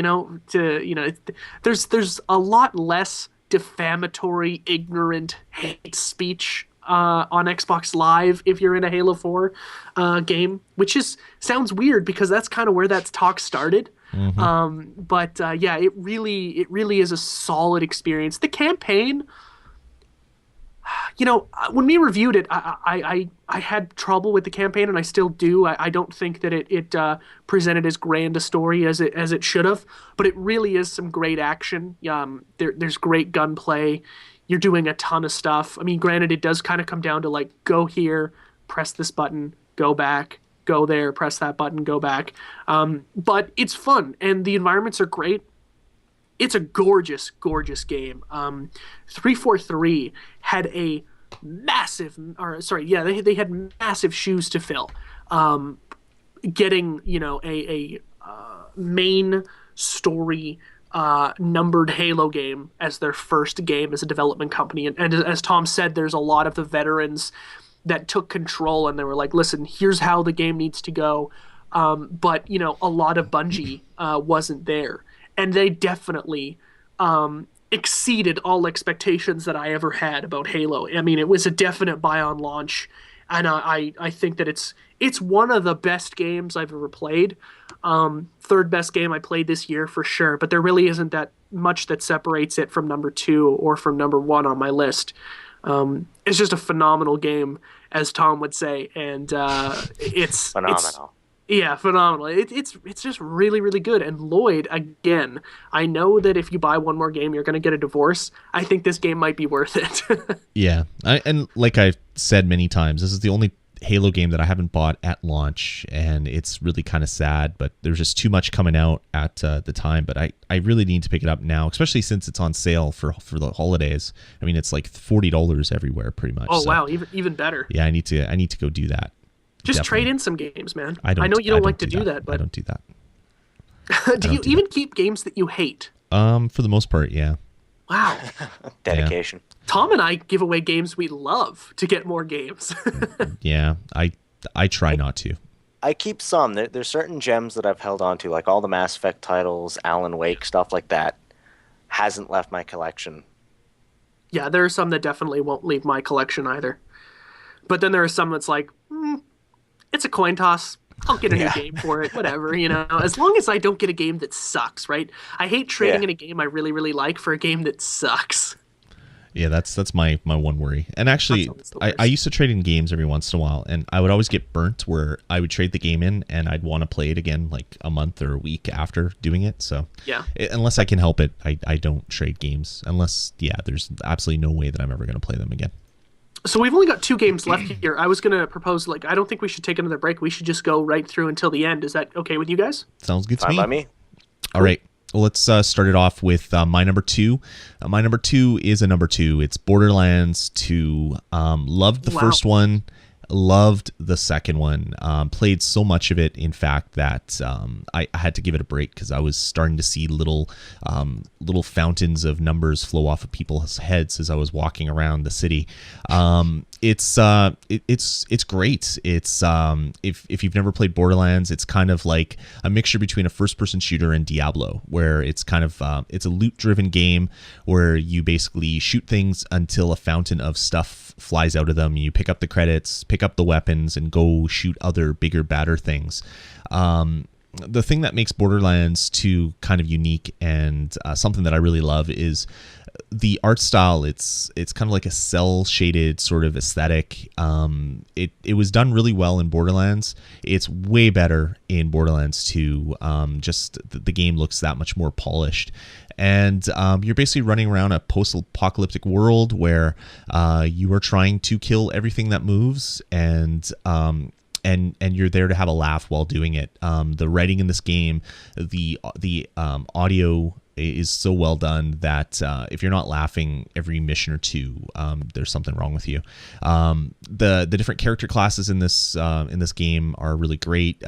They've taken kind of the set classes in the first one, and they've kind of done some blending where every character really has sort of a way to heal, sort of a way to do kind of damage over time, and a way to kind of just be the kind of the beast that does all the damage themselves. So you can pick almost any character class and play it solo, and then with a few tweaks, play it really well with the multiplayer co-op as you go through the game. So there's a whole pile of DLC that has come out since I finished the game, and I haven't picked any of it up yet. That's something that I plan to do in the new year.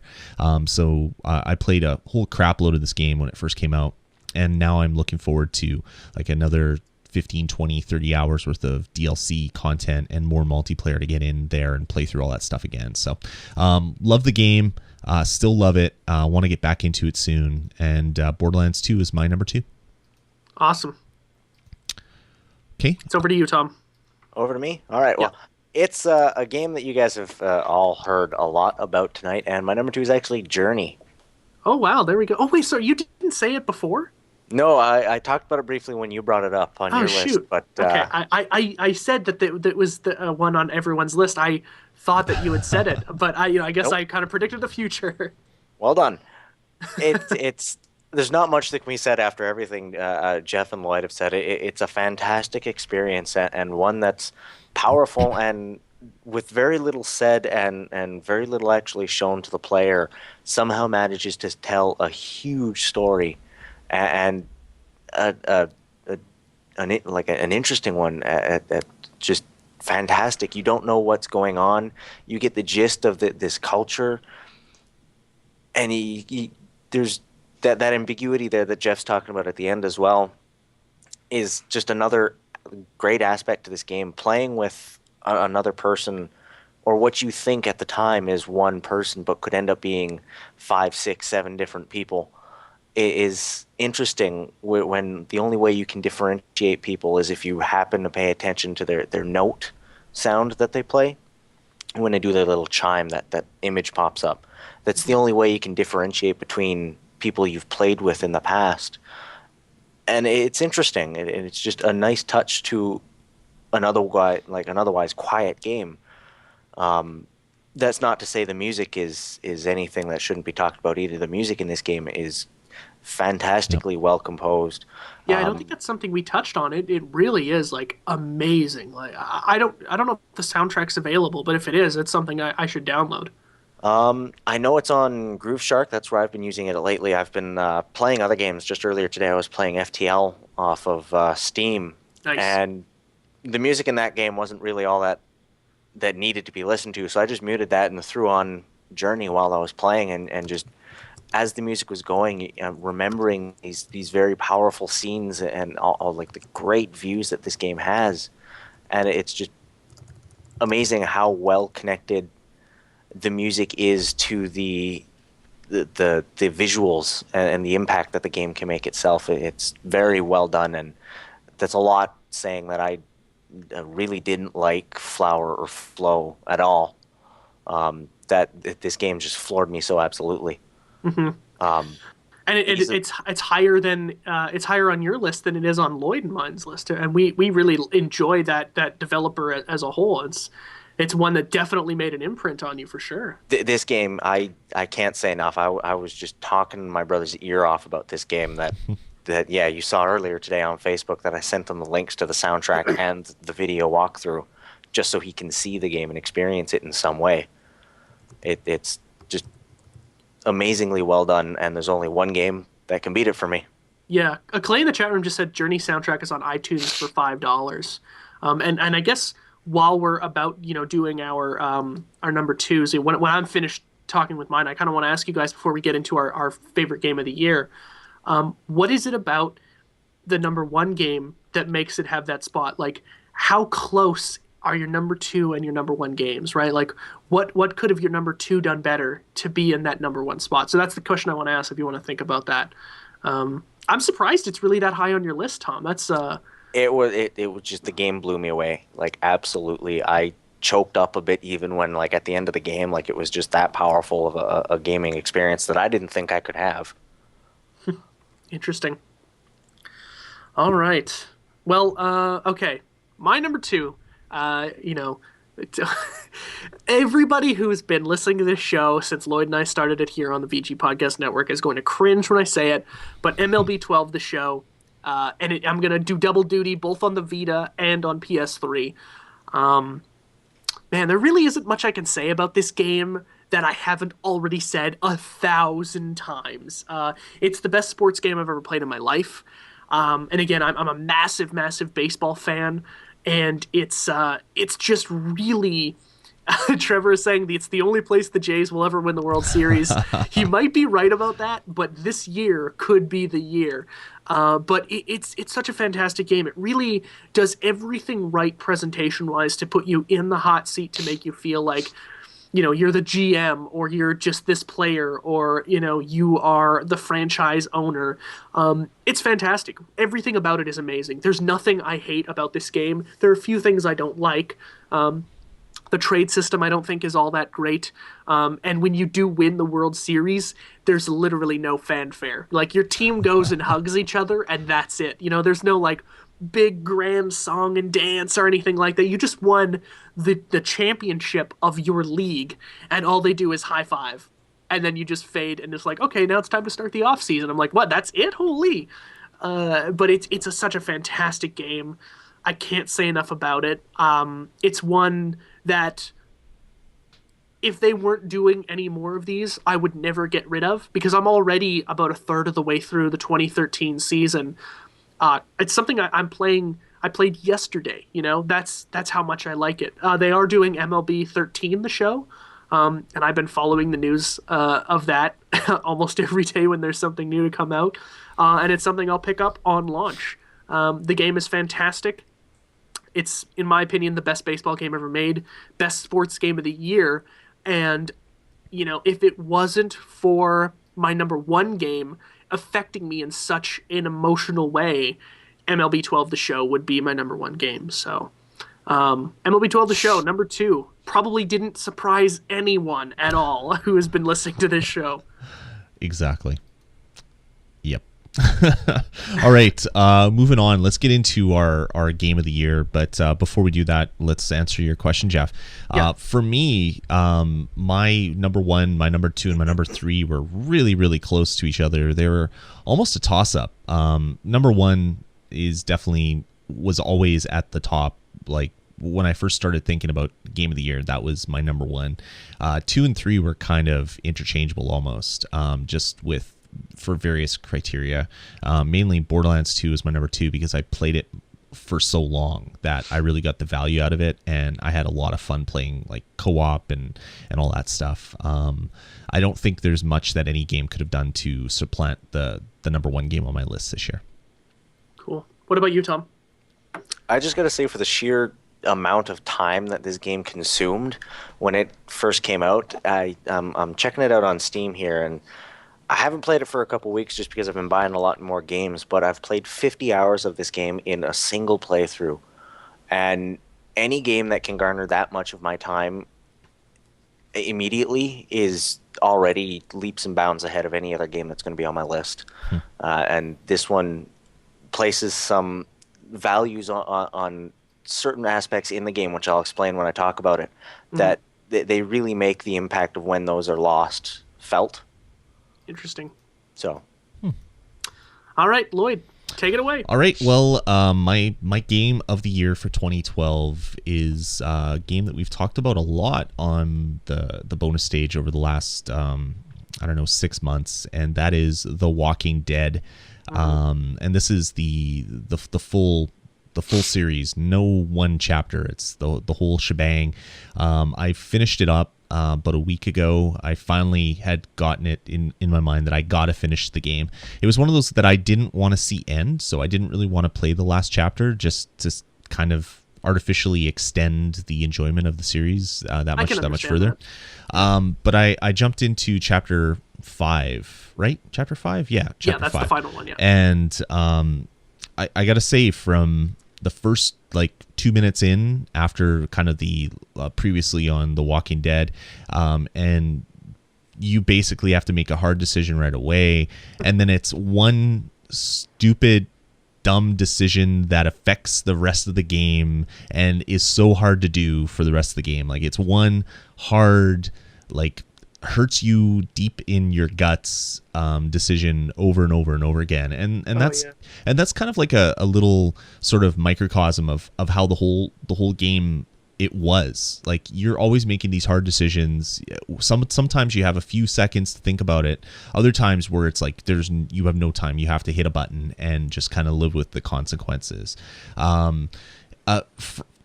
I've played other episodic games, and they've all been kind of like self-contained little fun, enjoyable things. And this is really the first episodic game that I've played where you could really feel kind of the decisions that you made kind of reverberate across all the different chapters.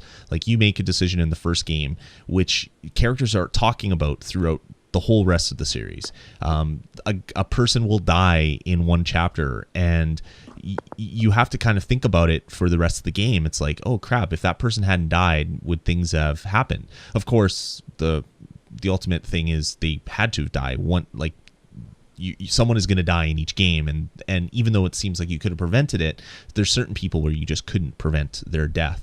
And I don't know, just from start to finish, from front to back, I don't think there's been a game ever that has affected me like emotionally so much as this game. Like you feel each decision that you make, and it hurts. Like when you have to make a decision to let one person die over another person, or to tell someone off so that you save their life. Like you actually feel it in your guts.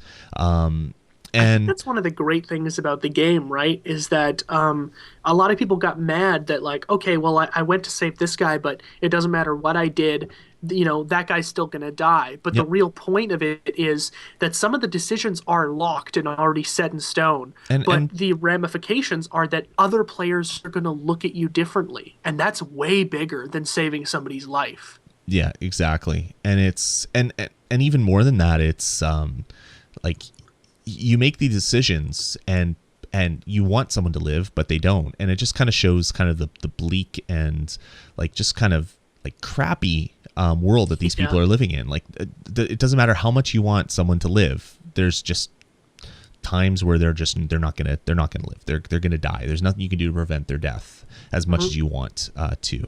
So other than that, I would have to say that Walking Dead probably has the best writing, the best dialogue, kind of the best script from I would say pretty much any other game that I've ever played. The characters their talk is natural. The fact that when you're presented with a choice to make, to say something, the thing that I was always thinking in my head is, oh, I want to do this, was always there. Like the writing was just like genius.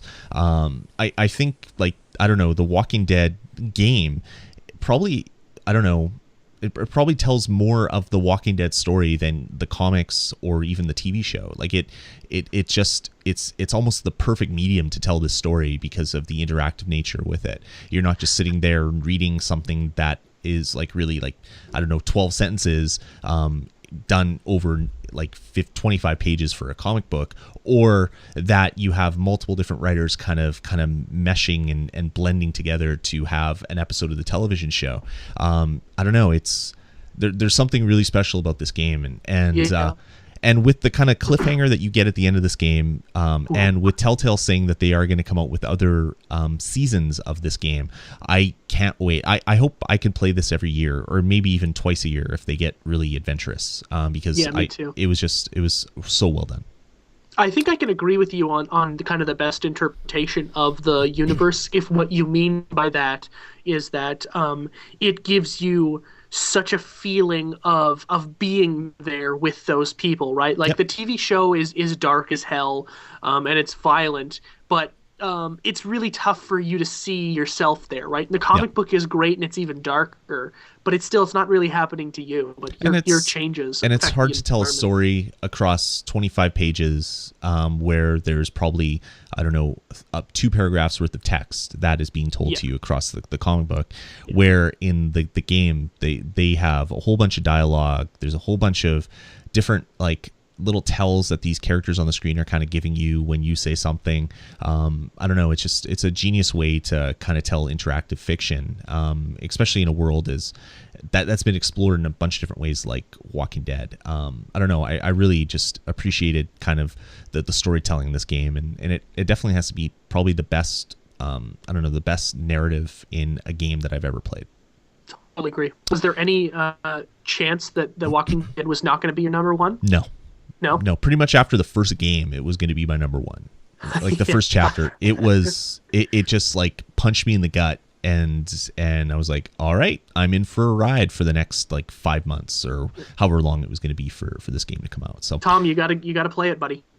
I've started. I definitely need to go back to it, and I've been wanting to. But now that everything's all out, I think I might pick it up now, just so I can play it all in one big lump. Yeah, definitely something you could do, because when they showed the previously on The Walking Dead at the start of this of the last chapter 5, there's actually a couple things that I hadn't remembered that would have made me think about things a little bit different. Like in, say, chapter 3, it's like, oh yeah, this happened in chapter 1, but it was like 3 months ago, so I don't really remember that happening. And they kind of showed it off. So it would have been kind of neat to play it all kind of like 15 hours straight, kind of back to back to back. Man, and I don't know if I could do that. I think I'd be way too friggin' depressed. yeah. It takes a The lot other out of you. advantage is it's been actually released now as well as a retail title, so I can actually get it all in one nice, neat package as well. Yeah, that's true. Yeah, I Yeah. think it costs like $25 or something, right? I think it's like a $30 game, something like that. Okay. Yeah, Yeah, definitely. it's So- definitely worth the money. Yeah. All right, Tom, you're number one. My number one, XCOM Enemy Unknown. Oh yeah, okay. I was trying to figure out what it was, and you haven't put XCOM on your list yet. Yeah, it was a reboot of a franchise that I had known from the early 90s. I wasn't around enough to play it much in the 90s because I would have been incredibly young, but I do recall my brother and my dad playing this game quite regularly, and it was a really interesting looking game. It was almost kind of like the other side of the X-Files. You've got the guys who do all the weird investigating, but who are the people who take down, handle the hard work and the gritty work in the game.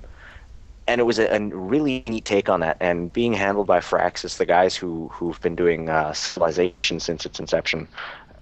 These guys, they know how to make a turn-based strategy game. They're not going to be stupid about it, and they've made this game every bit as addictive as it should be. It's still one of those just one more turn, just one more turn, just one more mission, just one more mission, and the value they place on the individual characters that you build, because it takes a long time to get them up to a level of being incredibly valuable members to your team. And if you're the kind of gamer who wants that challenge out of a game, they've put in what they call Iron Man mode, and it saves after every turn that either the player does or the computer does or anything in between. And it effectively forces you to have to replay just live the stupid decisions you make while trying to command these guys and bring them back alive, because any character you lose is a huge loss to your team until you can get somebody in to replace that character. It's a very well done system, and Firaxis, they're no dummies at all when it comes to turn-based games, and they outdid themselves with this one. Is it a game though that would really only appeal to lovers of that genre? Like, if you're not a big fan of the genre, is it something you can get into? Because it's a really hardcore game, isn't it? It most likely is. It'll probably appeal to the people who liked games like Final Fantasy Tactics for their gameplay and their style and their mechanics, trying to build this hammer and anvil kind of force of characters that are just, they get the job done how you want it done, and there's little mistake in how you get it done kind of gameplay. And it is definitely one of those games that's more geared for the people who are diehard in this genre and are meticulous enough to try and make sure they do everything they can not to lose a single character. One of the aspects they incorporated into your main HQ, which you build almost in kind of like I'd say kind of like a Sim City, or not really Sim City, but Sim Ant kind of aspect. You're looking at kind of a cross section of a mountain that has this hidden special forces alien hunting group in it, and you see as you hollow out this mountain and build your units and bases in it, that you have a section that actually shows you a memorial, and it carries the names of every character, because every character you've lost, as every soldier comes up with a name, like a first name and a last name and a nationality. It keeps track of that and how many missions you had them for and how many kills they had and the name of the mission that they died on. And it keeps that kind of record for you, and it's depending on how well you play, it's almost mocking you at the same time as it is reminding you of how just you suck at this game. Look at all these people you've killed. Oh, or man. if you're that meticulous, you can go to the final mission and drop that list down and see you've only lost 10 guys since the start of the game, and that's 50 hours of gameplay. Insane. There's just, for those minded players, this game has more value than any other game they can buy right now, and it just took my life away when I bought it, and I'm still going back to it. Nice. Cool.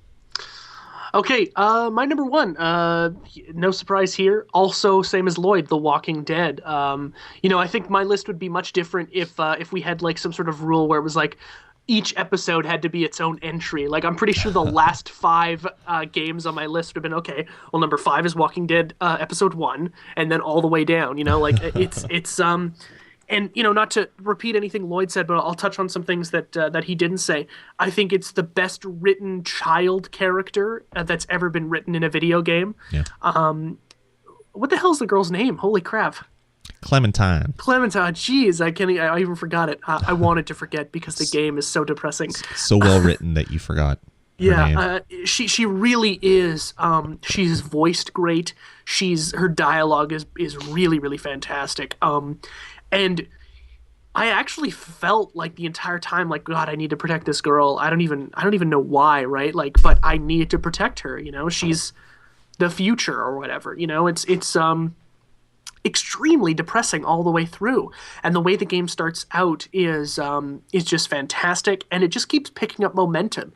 And you know that from episode 1 through 4, you know that they're building to some kind of end game. And I had a pretty good idea going into the 5th episode what it was going to be about. And I think, Lloyd, you and I will do probably like our official review on it in a couple of weeks here on the show. But the way that they handle the 5th episode, oh my God, it's like being at a funeral and then like a man comes in with a gun and kills the rest of your family. You know, like that's how bad it is. It's extremely depressing and dark and hard to think about. And the decisions they make you make, you know, actually the game has been really, really great because from episode 2 all the way up to the final episode, the game, yeah, I won't do any spoilers, Trevor, don't worry. The game has been really, really strong in, as soon as you start, where you're kind of like, okay, let me just kind of take a few minutes and get into it. They give you an opportunity to make one of the most horrific choices you'll ever make. And they do that in each episode. Mm-hmm. They're like, okay, well, you know what? We know that you kind of want to relax and get into it. Too bad. That's not the universe you're playing in. Here's a tough decision. Make it or die. You know, it's like, wow, this is tough, and it keeps getting tougher, and it keeps getting more dark, more depressing.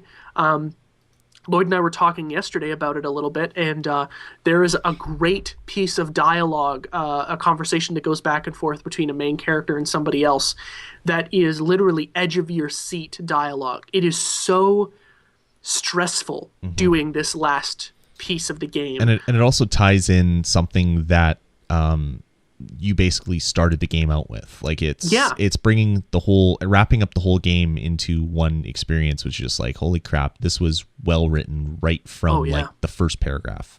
Yeah, it's and the great thing about the last chapter is that there's so much action in it, right? Like you really have no chance to just kind of like pause the game and take a break. You have to keep going, and it gets worse and worse as things go on. It's such a phenomenal game, and I know that a lot of people had problems with it winning Game of the Year at the Spike VGAs. I, for one, did not. I think it's fully deserving of anyone's Game of the Year, because it's such an unnerving experience. And really, the definitive reason why it's on my list is something that Lloyd said as well, but I'll say it again. I have never, in the history of me playing video games, have ever had a video game affect me in this way. Like, it really made me think all the time. You know, Mass Effect did it all the time as well too, but in a different way. This game made me think about just, you know, again, without spoiling anything, just really heavy choices. And I think one of the great things about it is that when they present you with a difficult choice, you can't just pause the game and walk away and think about it. They give you a timer, and you've got between 5 and 10 seconds to figure out what you want to do. And it's often a very difficult decision, you know? And it's like, okay, well, I don't know what to do, but like, okay, the timer's counting down. I can't pause. I can't stop it. I gotta make a choice. Yep. And I guess one of the things about the game that's really also really interesting as well is that you don't have to make a choice ever, which I think is cool. And I never like just kind of let the timer run out to nothing to see what happens. I always made a decision because I felt like that's probably the most one of the more interesting things about the game is that, you know, it's so realistic in the fact that these are tough choices you would probably have to make given the situation, right? Yep. It just really, even when I think about it, I'm like, man, this game just totally shook me to my core. And like Lloyd said, there's really never any doubt that this game wasn't going to be my Game of the Year. From the first episode on, I was like, this is a class that's never been done before. It's a game that's never been done before. It's a class all its own. And the quality and presentation are top notch, like absolutely top notch. And it's Oh man, The Walking Dead. Holy crap. I don't think it really gets any better than that. One of the best games ever made. Like if we were doing a top 10 games of all time, this game would make the list for sure. For sure. Yeah, I have to agree with you there. It's I don't know, just it's showing kind of where games are maturing to the point where they can be true storytelling like experiences, where it's not just an experience where you go around, shoot people on the head. There's other things that games can do, and it's going to be really exciting to see what happens because of this game. All of the people that played it that are now is like, holy crap, okay, I want to make a game that is going to tell my story and in maybe a different way, not the same way that this one was done. It's exciting from someone that's been playing games since the Atari 2600. It's pretty cool to see where things started and where they are now, and it just really excites me for what the future has to bring. Yeah, it's man, I really hope that developers take notice of games like Mass Effect and games like Journey and games like Fez and The Walking Dead and say, hey, you know what, people like this kind of stuff. Where we really write a superior story and present it in a way that's different, and not every game has to be Call of Duty. Yeah, Call of Duty is successful, but it really has such mass appeal, right? Call of Duty isn't successful because it's a great game. They are good games, but they're not going to ever be in the pantheon of like these are the greatest games ever made. Yep. They're great games. They're fun. They're addictive. Yeah. Yep. But they're not going to stand the test of time. 20 years from now, are we going to look back and say Black Ops 2 is one of the best games? No. We'll say The Walking Dead was. We'll say Fez was. We'll say Journey was. Games like that are the ones that stand the test of time, right? Yep. You have the Call of Duties, which are the like popcorn eating summer blockbuster type movies. Oh, totally. Yeah, they're not Oscar winners. Exactly. Cool. Well, I think that's going to about do it for our top 10. I just want to say thanks again to Tom for coming and joining us. Yeah, thanks. Thank you guys for having me here. It was a blast to be here. That was good. But maybe we can have you periodically through the year whenever you have something to talk about, any games that you love. Have you on for a chunk of the show. That would be be good to have you on again. Oh yeah, definitely. Fire me a message and I'll be there. Awesome. Cool. And again, Jeff, thanks Damn again. It, Lloyd, now we got to follow through. I thought he was going to say no. Jeff, you told me he was going to say no. I thought he was. I thought that was out. Now just like Halo. You're stuck with me. As Jeff said in the last episode, we're thinking next episode is going to be what we are most looking forward to in 2013. So that will be next Friday, looking at the date, which is the 4th. Friday the 4th. No, yes, the 4th. Sorry, my clock is, because it's now past midnight. It's like, that doesn't make sense. But yeah, it's because it's now not the 28th anymore. It's the 29th because it's past midnight. That's how calendars work, everybody. That's how calendars work. Wow. All right, guys. I need to go get some sleep, apparently. But again, thanks for joining us and staying subscribed and basically coming on this ride this whole year with the bonus stage. It's been a lot of fun, kind of developing an audience. We had about 15 people in the chat room at one point, which was really amazing. And a big cheers to everybody that's still there. We still have the people that are there to the bitter end. We have Clay, we have Operator Al, Prometheus, and Trevor R.A. Has been sticking around for the whole show. We had a whole pile of people that have come and gone as well. People tend to get tired and have to go to sleep after listening to us babble on for 3 hours. Yeah, it's amazing. For those of that you, is because a lot of these guys were actually like here in the pre-show too. So we've been at this since 9:30, so a good 3 hours we've been talking. And for those of you guys listening in podcast form who aren't here live, send us your thoughts. vgpodcast@gmail.com. Let us know what you thought about our lists. If you thought that you were outraged by some of our choices or you agreed with us, let us know. We want to hear what you think. We'll read them on the next show, and we'll talk about if you want to send us your top 3 or whatever, your personal top 3 favorite games of the year. We'll definitely read those on the show because we love to hear back from you guys. I predict emails about MLB The Show and Skylanders. Just saying right now. Yeah. All right, guys. Again, thanks for listening and staying subscribed. If you want to subscribe to the show, if you just downloaded this is a one-off, you can go to vgpodcast.com/bonus. That's the main feed page or the main hub page for the bonus stage. There's subscription links right inside there. You can subscribe on iTunes, on Stitcher Radio, if you use that app on your smartphone, or just a direct link to the RSS feed if you want to add it to your RSS reader and download things that way. Head on over to vgpodcast.com. We do a whole slate of shows there. Nintendo Pulse, all things 3DS and Wii U. I do the Touch of Gaming there as well. We have a different kind of show called Full on Indie that we do every 2 weeks, which is kind of a weekly interview with an independent a content creator of some form, usually a game developer, sometimes other things as well. Our last episode, we had the guy that actually composed a bunch of music for television in Canada. So if you watched any Canadian comedy, you've probably heard his music, and that was in the last episode as well. And we do a lot of other stuff there as well. There's, of course, the forums, vgpodcast.com/forums, and you can email us if you want at vgpodcast@gmail.com, and our voicemail line, which is area code 505 VG-Podcasts. That's enough. That's enough talking for you guys. Yeah. All right, guys. Again, thanks for joining in. Let us know what your top game of 2012 is, and we'll talk to you in about a week's time. Definitely. All right, guys. Later. Have a good night. Bye. Good night. Let's get started.